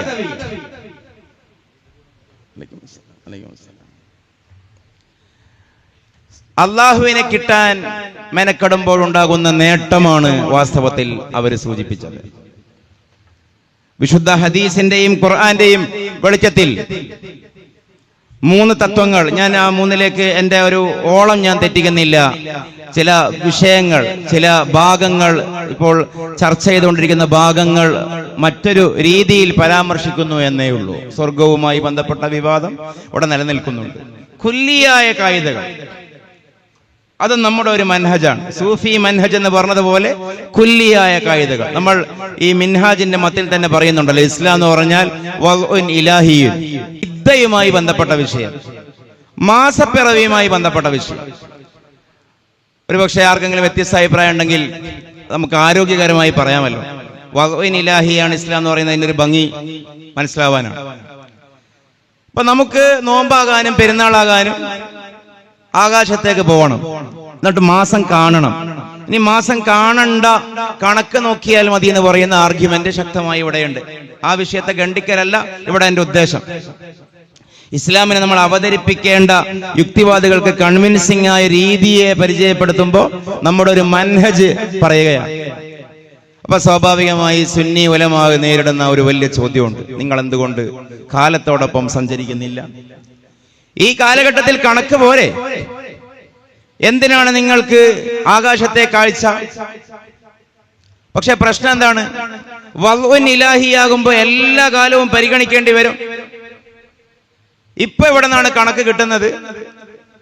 ഇപ്പോ നാസയുടെ സൈറ്റ് ചെക്ക് ചെയ്താൽ, അല്ലെങ്കിൽ ഏതെങ്കിലും ഈ വാന നിരീക്ഷണ കേന്ദ്രത്തിന്റെ അൽമനാഖ് വെബ്സൈറ്റുകൾ സെർച്ച് ചെയ്താൽ ഓരോ മാസത്തിലെയും ന്യൂമൂൺ സമയം അല്ലെങ്കിൽ കൺജങ്ഷൻ സമയം കൊടുത്തിട്ടുണ്ടാകും. ഇപ്പോൾ അടുത്ത നെക്സ്റ്റ് ന്യൂമൂൺ നോക്കിയാൽ ഏതെങ്കിലും ഒരു UTC ടൈമിൽ, അത് രാവിലെയാകാം, വൈകുന്നേരമാകാം, രാത്രിയാകാം, ടൈം കൊടുത്തിട്ടുണ്ടാകും. ആ ന്യൂമൂൺ സമയത്തിന് സാക്ഷിയാകുന്ന ഭൂമിയുടെ ഭാഗവും കൊടുത്തിട്ടുണ്ടാകും. ഇത് മുൻനിർത്തിക്കൊണ്ടാണ് നമ്മൾ പുതിയ മാസം കണക്ക് വെച്ച് തീരുമാനിക്കുന്നത്. പക്ഷെ ഒരു 30 കൊല്ലം മുമ്പ് UTC ടൈം നമുക്ക് ലഭ്യമായിരുന്നോ? 50 കൊല്ലം മുമ്പ് കൂട്ടിക്കോ, നാസയുടെ സൈറ്റ് ഉണ്ടായിരുന്നോ? അൽമനാക്ക് സംവിധാനങ്ങൾ ലഭ്യമായിരുന്നോ? ഇല്ല. ഇനി ഒരു 50 കൊല്ലം കഴിഞ്ഞാൽ ലഭ്യമാകുമോ? ഇല്ല. ഒരുപക്ഷെ ഈ 100 കൊല്ലത്തിന്റെ ഇടയിലേക്ക് മാത്രം ഉള്ളതാണോ ഇസ്ലാം? അതാണ് വദ്ഉൻ ഇലാഹിന്റെ താല്പര്യം. ആദം അലൈഹിസ്സലാം മുതൽ അവസാന മനുഷ്യന് വരെ പ്രാക്ടീസ് ചെയ്യാൻ പറ്റിയ മാനകമായ നിയമങ്ങളാണ് ഇസ്ലാം മുന്നോട്ട് വെക്കുകയുള്ളൂ. ഇപ്പൊ ഈ ചാർട്ടും പട്ടികയും നോക്കിയിട്ടാണ്, മാസം ഉറപ്പിക്കലല്ല കേട്ടോ എന്റെ വിഷയം, ചാർട്ടും പട്ടികയും വെബ്സൈറ്റും നോക്കിയിട്ട് തയ്യാറാക്കുന്നതാണ് ഇസ്ലാം അവലംബിക്കേണ്ട രീതി എന്ന് പറഞ്ഞാൽ 50 കൊല്ലം മുമ്പും അത് ഭൂമിയിൽ സാധ്യമായിരുന്നില്ല. ഇനി ഒരു 50 കൊല്ലം കഴിഞ്ഞാലും സാധ്യമല്ല. 50 കൊല്ലം കഴിഞ്ഞാൽ ഈ ഭൂമിയുടെ അവസ്ഥ എന്താകും ഉറപ്പുണ്ടോ? ഒരു 3ാം ലോക മഹായുദ്ധമൊക്കെ ഉണ്ടായാൽ എന്താകും? സ്പേസ് വാറായിരിക്കും, സ്റ്റാർ വാറായിരിക്കും. ഭൂമിയിൽ നിന്നായിരിക്കില്ല യുദ്ധം എന്നുള്ളതാണ്, ആകാശത്തു നിന്നായിരിക്കും ലോകയുദ്ധം നടക്കുക. ഇപ്പൊ ലോകത്തെ എല്ലാ രാജ്യങ്ങളുടെയും, പ്രധാനപ്പെട്ട രാജ്യങ്ങളുടെയൊക്കെ ആയുധ ശേഖരങ്ങളുടെ റിമോട്ട് കൺട്രോളുകൾ പ്രവർത്തിക്കുന്നത് ബഹിരാകാശ സ്പേസ് സ്റ്റേഷനുകളിൽ നിന്നുള്ള റിമോട്ടിങ്ങുകളാണ്. അരമണിക്കൂർ കൊണ്ട് ഭൂമിയെ മുഴുവനും കരിക്കാവുന്ന മാരകായുധങ്ങൾ ഉള്ള രാജ്യങ്ങളാണ് ലോക സമാധാനത്തെ കുറിച്ച് സംസാരിച്ചു കൊണ്ടിരിക്കുന്നത്. അരമണിക്കൂർ കൊണ്ട് ഭൂമിയെ മുഴുവനും ചുട്ടു ചാമ്പലാക്കാൻ മാത്രമുള്ള നൂറുകണക്കിന് ആയുധങ്ങളുടെ മീതെ പതിയിരിഞ്ഞുകൊണ്ടാണ്, തപസ്സിരുന്നു കൊണ്ടാണ് ലോക സമാധാനത്തെ കുറിച്ച് ആളുകൾ സംസാരിച്ചു കൊണ്ടിരിക്കുന്നത്. ആധുനിക ലോകത്ത് നിലനിൽക്കുന്ന ശാന്തിയും സമാധാനവും ആശയം പ്രസവിച്ച ശാന്തിയും സമാധാനവുമല്ല, ആയുധം പ്രസവിച്ച ശാന്തിയും സമാധാനവുമാണ്. അമേരിക്ക എന്തുകൊണ്ടാണ് ബോംബിടുന്നില്ല? റഷ്യനെ പേടി. റഷ്യ എന്തുകൊണ്ടിടുന്നില്ല? യൂറോപ്യൻ രാജ്യങ്ങളെ പേടി. യൂറോപ്യൻ രാജ്യങ്ങൾ എന്തുകൊണ്ട് അച്ചടക്കം പാലിക്കുന്നു? ചൈനയെ പേടി. ഓരോ രാജ്യവും മറ്റൊരു രാജ്യത്തെ ഭയപ്പെടുകയാണ്. ഏതോ ഒരു സൈക്കോ ലോകത്തെ മുഴുവനും നിയന്ത്രിക്കുന്ന ഒരു സാഹചര്യം ഉണ്ടായാൽ അരമണിക്കൂർ കൊണ്ട് ലോകം കരിയും. അതാണ് നിലനിൽക്കുന്ന ലോകത്തെ പൊളിറ്റിക്കൽ എക്കോസിസ്റ്റം. രണ്ടാം ലോക മഹായുദ്ധകാലത്ത് അമേരിക്ക ഹിറോഷിമയിലും നാഗസാക്കിയിലും ജപ്പാനിൽ വർഷിച്ച അണുബോംബിനേക്കാൾ, ന്യൂക്ലിയർ വെപ്പൺസിനേക്കാൾ 10 മടങ്ങ് പ്രഹരശേഷിയുള്ള അണുബോംബുകൾ നിലവിൽ ലോകത്തെ വികസ്വര രാജ്യങ്ങളുടെ കൈകളിൽ പോലുമുണ്ട്. മനസ്സിലായില്ല? രണ്ടാം ലോക മഹായുദ്ധകാലത്ത് അമേരിക്ക വർഷിച്ച അണുബോംബിനേക്കാൾ മാരകായുധങ്ങൾ ഇന്ന് ലോകത്തെ 3 ലോക രാജ്യങ്ങളുടെ കൈകളിൽ പോലുമുണ്ട്. ഒരു അണുവായുധ യുദ്ധം ഉണ്ടായാൽ എന്ത് സംഭവിക്കും? ഇന്റർനെറ്റുകൾ മിണ്ടാതാകും, വൈദ്യുതികൾ നിലക്കും, ടെക്നോളജി നിലംപൊത്തും, ആർട്ടിഫിഷ്യൽ ഇന്റലിജൻസ് എന്ന് പറയുന്ന ടേമൊന്നും അപ്പോൾ ഉണ്ടാവില്ല. ഗതാഗത ഗമനാഗമന വാർത്താവിനിമയ സാങ്കേതിക സംവിധാനങ്ങൾ കൂപ്പുകുത്തും. മനുഷ്യ നാഗരികത റിവേഴ്സ് ഗിയറിൽ സഞ്ചരിക്കും. കാളവണ്ടിയിലേക്ക്, കഴുതവണ്ടിയിലേക്ക്, കുതിരവണ്ടിയിലേക്ക്, കാൽനടയിലേക്ക് ലോകം പോകും. ഈ ഒരു സഞ്ചാരം ഉണ്ടാകാൻ ലോകത്ത് പതിറ്റാണ്ടുകളുടെയോ ഒരു വർഷത്തിന്റെയോ ഒരു മാസത്തിന്റെയോ ഒരു ദിവസത്തിന്റെയോ പോലും താമസമില്ല. നിലവിലുള്ള ഇന്ന് ആരൊക്കെയോ ഉണ്ടാക്കി വെച്ച ആ കരി ദുർഭൂതങ്ങൾ തീകളായി ജ്വാലകളായി പടർന്നാൽ മിനിറ്റുകൾ കൊണ്ട് ലോകത്ത് സംഭവിക്കാവുന്ന കാര്യമാണ്. എന്തിന് 2050 പറയണം? ടെക്നോളജി വെച്ചുകൊണ്ട് ഇസ്ലാമിന്റെ നിയമങ്ങൾ അപ്ഡേഷൻ വരുത്തുക എന്ന് പറയുന്നത് അഹ്ലുസുന്നയുടെ മൻഹജ് അല്ല. അതൊക്കെയാണ് ഇവിടെ പ്രശ്നം ഉണ്ടാവുന്നത്. അപ്പോ എക്കാലവും പ്രാക്ടിക്കലായ നിയമം എന്താ? 100 കൊല്ലം മുമ്പ് അത് നടക്കണം, ഒരു 50 കൊല്ലം കഴിഞ്ഞാലും നടക്കണം. അപ്പോ ആകാശത്തേക്ക് നോക്കിയിട്ട് മാസം കാണൽ. ഇനി ഇന്ന് തന്നെ ആയാലും ആഫ്രിക്കയിലെയും ഉഗാണ്ടയിലെയും റുവാണ്ടയിലെയും സാംബിയയിലെയും എരിത്രായിലെയും പട്ടിണി പാവങ്ങളായ രാജ്യക്കാർക്ക് ചേരിയിലെ ചേറ് ചോറാക്കി തിന്നുന്ന പാവങ്ങളുടെ രാജ്യങ്ങളിലേക്ക് അവിടെയൊക്കെ നോമ്പ് വേണ്ടേ, പെരുന്നാള് വേണ്ടേ? അവിടെയും പ്രാപ്യമായത് ഈ പറയുന്ന സയൻസിന്റെ ആസ്ട്രോണമിക്കൽ ടേബിളുകളല്ല. അവിടെയും സാധ്യമാകുന്നത് നാച്ചുറലി, പ്രകൃതിദത്തമായി ആകാശത്തേക്ക് നോക്കലാണ്. അതാണ് നാച്ചുറൽ ഇസ്ലാം, ഫിത്വരിയായ ഇസ്ലാം. ഞാൻ പറഞ്ഞതിന്റെ താല്പര്യം എന്താ അറിയോ? ഇലാഹിയുൻ എന്ന് പറഞ്ഞാൽ എല്ലാ കാലത്തേക്കുമുള്ളത് പരിഗണിക്കേണ്ടി വരും. അങ്ങനെയുള്ള ഒരു ഇസ്ലാമിനെ പറഞ്ഞാൽ പ്രശ്നം ഉണ്ടാവുകയില്ല, മനുഷ്യന്മാർക്ക് മനസ്സിലാവും. അല്ലെങ്കിൽ വലിയ ശാസ്ത്രവും വലിയ ഭൗതികതയും വലിയ വികസനവും വലിയ പുരോഗതിയും പറയുന്നവരാണ് വാസ്തവത്തിൽ കാലത്തിന്റെ ഒരു ഇട്ടാവട്ടത്തിൽ കുടുങ്ങിപ്പോയത്. ദീർഘമായ ഭാവിയിലേക്കും ദീർഘമായ ഭൂതകാലത്തേക്കും നോക്കാൻ സാധിച്ചാൽ നമുക്ക് മാനക തത്വമേ പറയാൻ കഴിയൂ. പ്രകൃതിപരമായ അടയാളങ്ങളാണ് അവലംബിക്കേണ്ടത്. അടിമത്തം എന്തുകൊണ്ട് ഇസ്ലാം നിരോധിച്ചില്ല? ഞാൻ ആ വിഷയത്തിലേക്ക് പോകുന്നില്ല. ചോദ്യം വരുമ്പോ തോന്നും ഇസ്ലാമാണ് ഉണ്ടാക്കിയത് എന്ന്. അല്ലല്ലോ.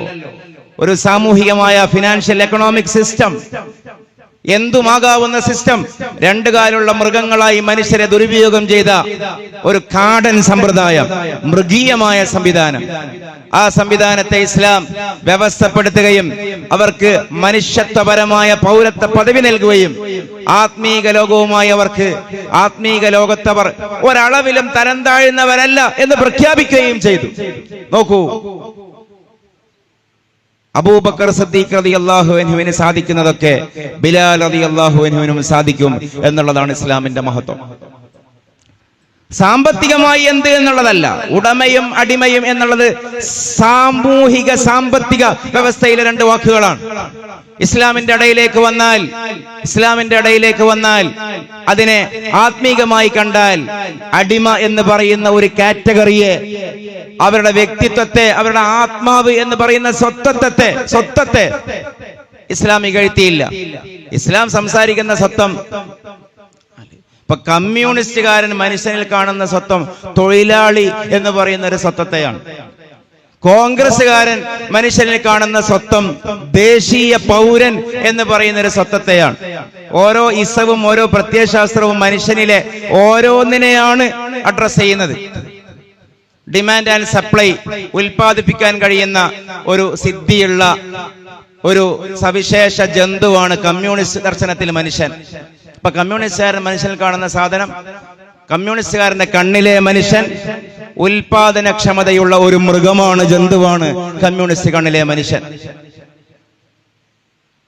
ഇനി വലതുപക്ഷത്തിന്റെ കണ്ണിലെ മനുഷ്യൻ അതിർത്തികൾ നിശ്ചയിക്കുന്ന ഒരു സറൗണ്ടിങ്, ഒരു ദേശരാഷ്ട്രമായി പ്രഖ്യാപിച്ചാൽ അതിനകത്ത് സ്ഥാപിക്കപ്പെടുന്ന ഭരണഘടന അനുസരിച്ച് കൊണ്ട് ജീവിക്കേണ്ട ബുദ്ധിയും വിവേകവുമുള്ള ഒരു പ്രത്യേക സവിശേഷ ജീവിയാണ് മനുഷ്യൻ. ദേശീയ സ്വത്വം എന്ന് പറയും. ഓരോന്ന് പറയുന്നില്ല. ഇപ്പൊ ചിലർ പരിഗണിക്കുന്നത് ദളിത് സ്വത്വം, കീഴാള സ്വത്വം, സ്ത്രീ സ്വത്വം, പുരുഷ സ്വത്വം, കായിക സ്വത്വം, കലാസ്വത്വം. ഇതൊക്കെ മനുഷ്യനിൽ ഓരോ പ്രത്യയശാസ്ത്രവും കാണുന്ന വ്യത്യസ്തമായ പരിഗണനകളാണ്. അങ്ങനെയാണെങ്കിൽ മനുഷ്യനിൽ ഇസ്ലാം കാണുന്ന പരിഗണന ഏതാണ്? തൊഴിലാളി സ്വത്വം അല്ല, ദേശീയ സ്വത്വം അല്ല, ദളിത് സ്വത്വം അല്ല, കായിക സ്വത്വം അല്ല, കലാസ്വത്വം അല്ല. ഇസ്ലാം കാണുന്ന സ്വത്വം റൂഹിയായ സ്വത്വമാണ്. ആത്മീക ജീവിയാണ് മനുഷ്യൻ. ഇതാണ് ഇസ്ലാമിന്റെ കണ്ണ്, ഇതാണ് ഇസ്ലാമിന്റെ കാഴ്ച. ഖദ് അഫ്ലഹ മൻ സക്കാഹ വഖദ് ഖാബ മൻ ദസ്സാഹ. ആത്മാവിനെ ശുചീകരിച്ചവൻ വിജയിച്ചു, ആത്മാവിനെ ശുചീകരിക്കാത്തവൻ പരാജയപ്പെട്ടു പോയി. അപ്പൊ ഞാൻ ആ ഭാഗത്തേക്ക് പോവുകയല്ല. ഇനി അതിന്റെ ഈ ഇലാഹിയായ ആണെന്ന് പറഞ്ഞപ്പോ ആ ഭാഗം മെൻഷൻ ചെയ്തതാണ്. ഇന്ന് ലോകത്ത് അടിമ സിസ്റ്റത്തിന് പ്രസക്തിയില്ല, അടിമകൾ തന്നെ ഇല്ല. പഴയകാലത്തുണ്ടായിരുന്നു, പക്ഷെ ഭാവി അറിയില്ല. ചരിത്രം നമുക്ക് പാഠമാകുന്നു. ലോകത്തിന് എന്തും സംഭവിക്കാം, അടിമകൾ തിരിച്ചു വരാം. ഇസ്ലാം ഉണ്ടാക്കാം എന്നല്ല, ലോകത്തെ രാജ്യങ്ങൾ തമ്മിൽ കോളനികളാക്കി മാറ്റുന്ന ഒരു കാലത്ത് നിങ്ങളൊന്നുകൂടി ആഴത്തിൽ ആലോചിച്ച് നോക്കൂ. ഇപ്പൊ ഞാൻ നേരത്തെ ഇലോൺ മസ്കിനെ ഉദ്ധരിച്ചു. ഞാനൊന്നും കാട് കയറി പറയുകയല്ല.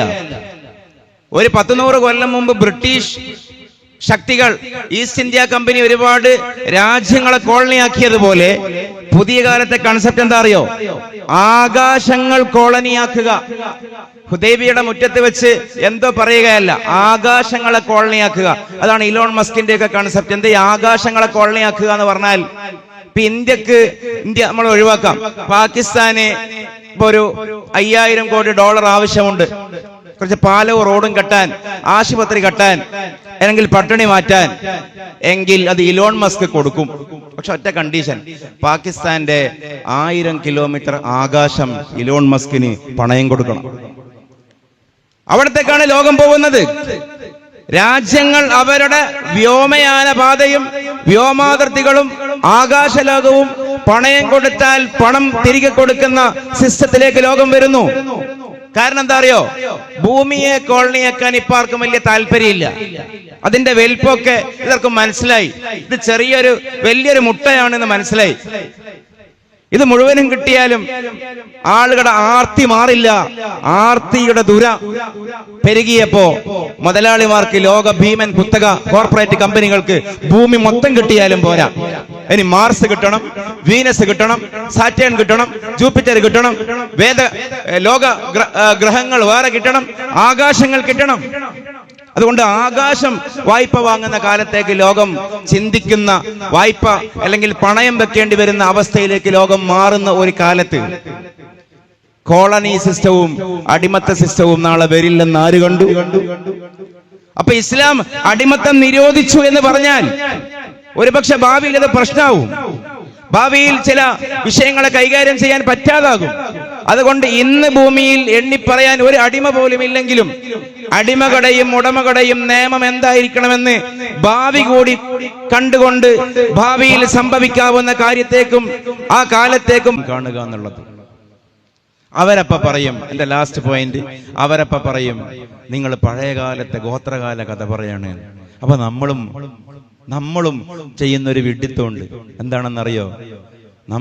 അവരങ്ങനെ കളിയാക്കുമ്പോ നമ്മൾ പുതിയ ആളാകാൻ ശ്രമിക്കും. പുതിയ ആളാകാൻ നമ്മൾ ശ്രമിക്കലാണ് ഏറ്റവും വലിയ വിഡ്ഢിത്തം. നിങ്ങളെന്തേ 6-ാം നൂറ്റാണ്ടിലെയും 7-ാം നൂറ്റാണ്ടിലെയും കൂറക്കിത്താബും പിടിച്ചുകൊണ്ടാണോ ഈ കാലത്തും മനുഷ്യരോട് സംസാരിക്കുന്നത്? നിങ്ങൾക്കൊന്ന് പുതിയ ആയിക്കൂടെ, നിങ്ങൾക്കൊന്ന് അപ്ഡേഷൻ വരുത്തിക്കൂടെ, അപ്ഡേറ്റ് ചെയ്തുകൂടെ എന്നൊക്കെ 4 ചോദ്യം വരുമ്പോഴേക്ക് നമ്മൾ ശ്രമിക്കുകയാണ് പുതിയ മുസ്ലിം ആകാൻ, പുതിയ ഇസ്ലാമിനെ ഉണ്ടാക്കാൻ. പക്ഷേ ഇലാഹിയൻ എന്ന് പറഞ്ഞ ആ തത്വം മനസ്സിലായ ഒരാൾ അതിന് ശ്രമിക്കൂല. കാരണം എന്താ അറിയോ? പുതിയ മനുഷ്യൻ, പഴയ മനുഷ്യൻ എന്നുള്ളത് യുക്തിവാദികളും ലിബറലുകളും ഉണ്ടാക്കിയ തെറ്റായ ഒരു മാനദണ്ഡമാണ്. പുതിയ മനുഷ്യനും മധ്യകാല മനുഷ്യനും ആധുനിക മനുഷ്യനും പരിഷ്കൃത മനുഷ്യനും അങ്ങനെ 4-5 തരം മനുഷ്യനില്ല. ഒറ്റ മനുഷ്യനേ ഉള്ളൂ, ബനു ആദം അൽ ഇൻസാൻ. ഒറ്റ മനുഷ്യനേ ഉള്ളൂ. ഇതാണ് ഇസ്ലാമിന്റെ തത്വം. പലതരം മനുഷ്യരുണ്ടെങ്കിലല്ലേ അതേക്കുറിച്ച് സംസാരിക്കണ്ടു. ഇസ്ലാമിനെ എതിർക്കുന്നവർ തെറ്റായ ഒരു മാനദണ്ഡം ആദ്യം ഉണ്ടാക്കുക, എന്നിട്ട് നമുക്കെതിരെ പ്രചരണം നടത്തുക. നമ്മളോ നമുക്കെതിരെ വ്യാജമായി ഉണ്ടാക്കിയ ഒരു ഉസൂലിനെതിരെ നമ്മൾ മറുപടി കണ്ടെത്തുക. ആ ഉസൂല് ശരിയല്ല. എന്തുകൊണ്ടാണ് നമ്മൾ ഒറ്റ മനുഷ്യനെ ഉള്ളൂ എന്ന് പറയുന്നത്? ആദം അലൈഹിസ്സലാം മുതൽ അവസാനത്തെ ഹോമോസാപ്പിയൻ വരെ എടുത്തു നോക്കിയാൽ മനുഷ്യർക്കൊക്കെ ഒരേ ആവശ്യങ്ങളാണ്, ഒരേ വികാരമാണ്, ഒരേ വിചാരമാണ്. മനുഷ്യന് ബേസിക്കലി 12 ആവശ്യം, 13ാമത്തെ ഉണ്ടാവൂല. മനുഷ്യന്റെ 1ാമത്തെ ആവശ്യം മാറ്റിവെക്കാൻ പറ്റായ്മയുടെ തീവ്രത അനുസരിച്ചുകൊണ്ട് എണ്ണപ്പെട്ട മനുഷ്യന്റെ 1ാമത്തെ ആവശ്യം ഉറങ്ങുക എന്നുള്ളതാണ്. 2ാമത്തെ ആവശ്യം മൂത്രമൊഴിക്കുക എന്നുള്ളതാണ്. 3ാമത്തെ ആവശ്യം വെള്ളം കുടിക്കുക എന്നുള്ളതാണ്. 4ാമത്തെ ആവശ്യം കാഷ്ടിക്കുക എന്നുള്ളതാണ്. 5ാമത്തെ ആവശ്യം ഭക്ഷണം കഴിക്കുക എന്നുള്ളതാണ്. 6ാമത്തെ ആവശ്യം മേജറിനും മൈനറിനും വസ്ത്രം ധരിക്കുക എന്നുള്ളതാണ്. മിഡിലിന് സെക്സ് ആണ്. അപ്പോ 6ഉം 7ഉം അങ്ങനെയായി. 8ാമത്തെ ആവശ്യം പാർപ്പിടം, ഒരു കൂടോ ഒരു മരപ്പത്തോ ഒരു ഇടമോ കിടന്നുറങ്ങാൻ ഒരു കൂരയുണ്ടാവുക എന്നുള്ളതാണ്. 9ാമത്തെ ആവശ്യം വിനോദമാണ്. വിനോദം 4 വിധം: കല, കായികം, സംഗീതം, ലഹരി. ഈ 12 അല്ലാത്ത 13ാമത്തെ ഒരാവശ്യം ആകാശത്തിന്റെ ചുവട്ടിൽ ഭൂമിക്ക് മുകളിൽ ആദം അലൈഹിസ്സലാം മുതൽ അവസാനത്തെ മനുഷ്യൻ വരെ കാണുകയോ പറയുകയോ സാധ്യമല്ല. പിന്നെ എവിടെയാണ് മനുഷ്യൻ മാറിയത്? 13ാമത്തെ ആവശ്യമുണ്ടെങ്കിൽ പറയും. 1ാമത്തെ മനുഷ്യൻ മുതൽ അവസാനത്തെ മനുഷ്യൻ വരെ എന്താണ് മനുഷ്യന്റെ മാറ്റം? സ്വതന്ത്ര ചിന്തകരും എക്സ് ഇസ്ലാമിസ്റ്റുകളും എത്ര വലിയ നുണയാണ് ഇവിടെ പ്രചരിപ്പിക്കുന്നത്. ആധുനിക മനുഷ്യൻ എന്ന് പറഞ്ഞാൽ ഒരു പ്രത്യേക ജന്തുവാണ്. നുണയാണത്. അങ്ങനെയൊന്നില്ല. 1ാമത്തെ മനുഷ്യന്റെ fundamental basic prime need of the homo sapien is to get a sound sleep. മര്യാദക്ക് ഒരു ഉറക്കം കിട്ടുക എന്നുള്ളതാണ് പ്രധാനപ്പെട്ട മനുഷ്യന്റെ ആവശ്യം. 2, മൂത്രമൊഴിക്കുക. ആ ക്രമം തന്നെ എത്ര കൃത്യമാണ്. ഇതെന്റെ വകയൊന്നുമല്ല. ദാഹിക്കുകയാണെങ്കിൽ രാവിലെ മുതൽ വൈകുന്നേരം വരെ മാറ്റിവെക്കാം. നല്ല ഹേർഡ് ഇമ്മ്യൂണിറ്റി ഉള്ള ആളാണെങ്കിൽ 2 ആഴ്ച വരെ വെള്ളം കുടിക്കാതെ ജീവിക്കാമെന്നൊക്കെയാണ്. അതിലേറെയും റിപ്പോർട്ട് ചെയ്യപ്പെടുന്നു. അല്ലാഹു അഅലം. പക്ഷെ മൂത്രമൊഴിക്കാൻ മുട്ടിയാലോ? ബസ് നിന്ന് ഇറങ്ങുന്നവരെ പിടിച്ചു വെക്കാം, ട്രെയിനിൽ നിന്ന് ഇറങ്ങുന്നവരെ പിടിച്ചു വെക്കാം. റൂമിലെത്തിയാൽ നിവർത്തിയില്ല. അപ്പൊ 2 മൂത്രമൊഴിക്കലായി, 3 വെള്ളം കുടിക്കലായി, 4 കാഷ്ടിക്കൽ, 5 ഭക്ഷണം കഴിക്കൽ. കാരണം വെള്ളവും മൂത്രവും കൊണ്ട് കുറെ കാലം പോകാൻ പറ്റും. അത് കഴിഞ്ഞിട്ടേ പിന്നെ ഭക്ഷണവും കാഷ്ടവും ഒക്കെ വരുന്നുള്ളൂ. ഭക്ഷണം വിശന്നാലും നീട്ടിവെക്കാം. കാഷ്ടിക്കാൻ മുട്ടിയാൽ മുദാഫാത്തുൽ ഹദസ് അത്ര പിടിച്ചു വെക്കാൻ കഴിയില്ല. അപ്പൊ ഈ ബേസിക്കലി 5 എണ്ണം കഴിഞ്ഞാൽ ഇത് 5ഉം നടന്നാൽ മാത്രം ചിന്തിക്കുന്ന ഒരു സാധനമാണ് 6ാമത്തത് മേജറിനും മൈനറിനും എന്ന് പറഞ്ഞാൽ കുട്ടികൾ, അതേപോലെ മുതിർന്ന ആളുകൾ. ആ 2 കക്ഷികൾക്കും 6ാമത്തെ ആവശ്യം ഡ്രസ്സാണ്. ചൂടൊന്നും തണുപ്പൊന്നും രക്ഷപ്പെടാൻ ഡ്രസ് മീൻസ് വസ്ത്രം തന്നെ ആവണമെന്നില്ല. എന്തെങ്കിലും ഇലയോ തോലോ ചെളിയോ മണ്ണിൽ പുരണ്ട് വസ്ത്രം ഉണ്ടാക്കിയ എത്ര ജീവികളുണ്ട്, എത്ര മനുഷ്യരുണ്ട്. അത് മേജറിനും മൈനറുമാണ്. അതേസമയം പ്യൂബർട്ടിക് സ്റ്റേജിലുള്ള പ്രായപൂർത്തി നിലക്കുന്നത് വരെയുള്ള സ്റ്റേജിലാണെങ്കിൽ 4 ദിവസത്തിൽ ഒരു തവണയെങ്കിലും മനുഷ്യൻ സെക്സിനെ കുറിച്ച് ചിന്തിക്കുന്നുള്ളതാണ്. ഫ്രോയിഡിന്റെ ഒക്കെ അഭിപ്രായ പ്രകാരം ഒരു ദിവസം ഏറ്റവും കൂടുതൽ ചിന്തിക്കുക അതാണെന്നുള്ളത്. അന്നൽക്കാലം നമ്മൾ പറയേണ്ടതില്ല. മിനിമം 4 ദിവസത്തിൽ ഒരു തവണയെങ്കിലും ലൈംഗികമായ കാര്യങ്ങൾ ആലോചിക്കും, അതിന്റെ വഴികൾ തേടുകയും ചെയ്യും. ദിവസം വരും. അതുകൊണ്ടാണ് ഫത്ഹുൽ മുഈനിൽ സുന്നത്തായ ഒരു കാര്യമായി പറഞ്ഞല്ലോ, 4 ദിവസത്തിലേറെ ദിവസം ലൈംഗിക ബന്ധം ഇല്ലാതെയാവൽ സുന്നത്താണ്. അല്ലാ യഖ്ലു എന്നല്ലേ പറഞ്ഞത്? അല്ലാ യഖ്ലുവ അല്ലേ? സെക്സ് ആണ് അടുത്ത ആവശ്യമാണ്. സെക്സും നടന്നാലാണ് അടുത്ത ആവശ്യം പാർപ്പിടം. ഇതൊരു മരപ്പത്താകാം, കടയാകാം, തിണ്ണയാകാം, റോഡാകാം, കാടാകാം, ഉറങ്ങാൻ ഒരു സ്പേസ്. ഇതൊക്കെ നടന്നാലാണ് മനുഷ്യൻ അടുത്ത സ്റ്റേജിലേക്ക് പോകുള്ളൂ. എന്റർടൈൻമെന്റ് എന്ന് പറഞ്ഞാൽ വിനോദങ്ങൾ ഏത് മനുഷ്യനുണ്ട്. ഒന്ന് കല, ഓരോ കാലത്തും ഓരോ കലയായിരിക്കും, വ്യത്യസ്തമായ കലാരീതികൾ. അറ്റ് മിനിമം ലെവൽ ഒരാളൊരു ജയിൽ പിടിച്ചിട്ട്, അല്ലെങ്കിൽ ഒരാളെ ഒരു കാട്ടിൽ കൊണ്ടുപോയി നാട് കടത്തി മരുഭൂമിയിലിട്ടു, ഒരാളെ ഒരു കാർബോർഡ് പെട്ടിയിലിട്ടു, പത്തായത്തിലിട്ടു, എന്നാലും അയാൾ കുറച്ച് സമയം കഴിയുമ്പോൾ വെറുതെ ഇങ്ങനെയൊക്കെ താളം പിടിക്കും, ഒന്ന് മാന്തി നോക്കും, ഒന്നെടുത്ത് മണത്ത് നോക്കും. അത് നൈസർഗികമായി വരുന്ന ഒരു വിനോദത്തിന്റെ ഒരു സിൻഡ്രമാണത്. അതാണ് കല കൊണ്ട് ഉദ്ദേശിക്കുന്നത്. അത് പിന്നീട് വലുതായി വ്യവസ്ഥാപിതമായ ആർട്ടുകളായി മാറും, ചിത്രകലയാവും, കലാസൃഷ്ടിയാകും, ഒക്കെയാവും. ഹലാലായതുണ്ട്, ഹറാമായതുണ്ട്, അതല്ല എന്റെ വിഷയം. മനുഷ്യൻ എന്ന പരിഗണനയിലാണ് കല. കായികം ചിലപ്പോ ശരീരം കൊണ്ടുള്ളത്, ഓട്ടം, ചാട്ടം, എടുത്തം, പിടുത്തം, നിപ്പ്, ഇരിപ്പ്, കുനിപ്പ്, മുന്തിപ്പ്, അതൊക്കെ വരും. കലയും കായികയും കഴിഞ്ഞാലാണ് പിന്നെ സംഗീതം, രാഗങ്ങൾ, താളങ്ങൾ ഒക്കെ വരുന്നത്. അത് കഴിഞ്ഞാലാണ് പിന്നീട് ലഹരി. ലഹരി എന്ന് പറയുമ്പോൾ 2 തരം ലഹരി. ഒന്ന് നാർക്കോട്ടിക്, മനുഷ്യന്റെ ബുദ്ധിയെ മരവിപ്പിക്കുന്ന, ഓർമ്മയെ മരവിപ്പിക്കുന്ന നാർക്കോട്ടിക് ലഹരി. മറ്റൊന്ന് ആശയപരമായ ഐഡിയോളജിക്കൽ ലഹരികൾ.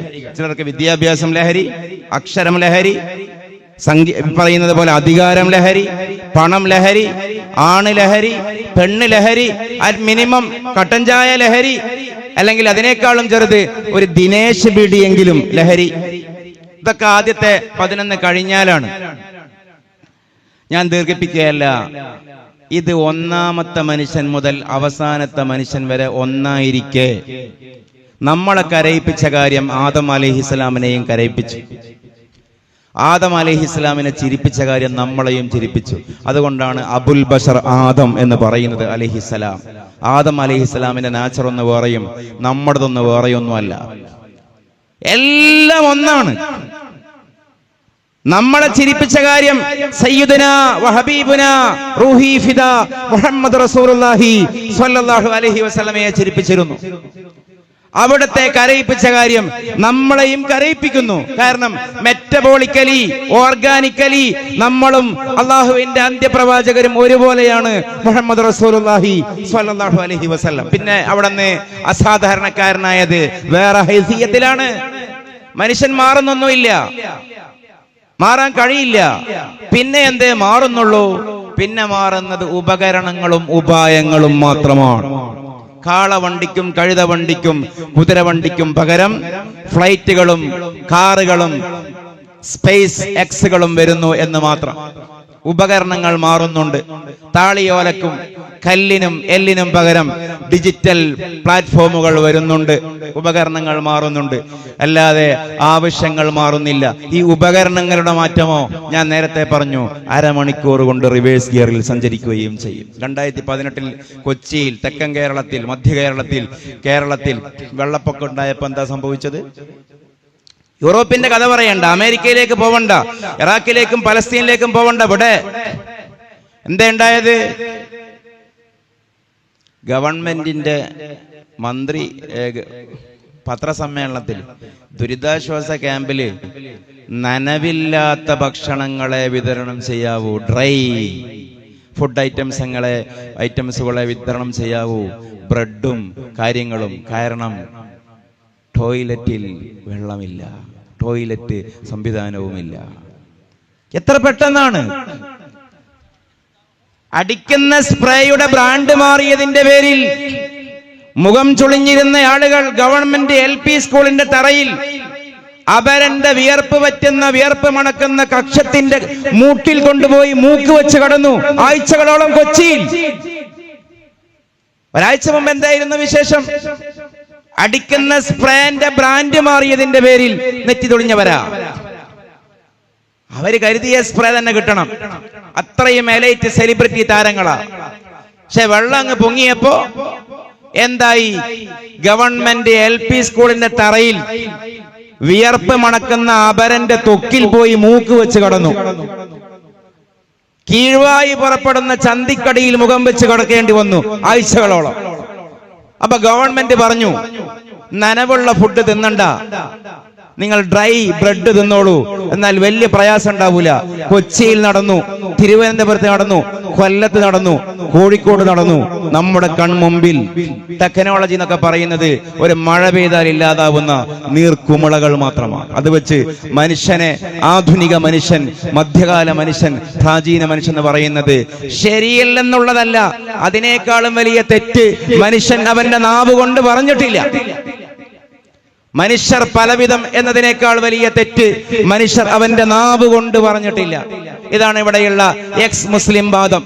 മനുഷ്യർ നാലുണ്ട്, പഴയ മനുഷ്യരാണ് മാപ്പിളമാർ, പുതിയ മനുഷ്യരാണ് ഞങ്ങൾ എന്നെന്ന് പറയുന്ന വിജുഗീഷത്വത്തെക്കാളും വലിയ വിഡ്ഢിത്തം മനുഷ്യൻ അവന്റെ നാവ് കൊണ്ട് പറഞ്ഞിട്ടില്ല.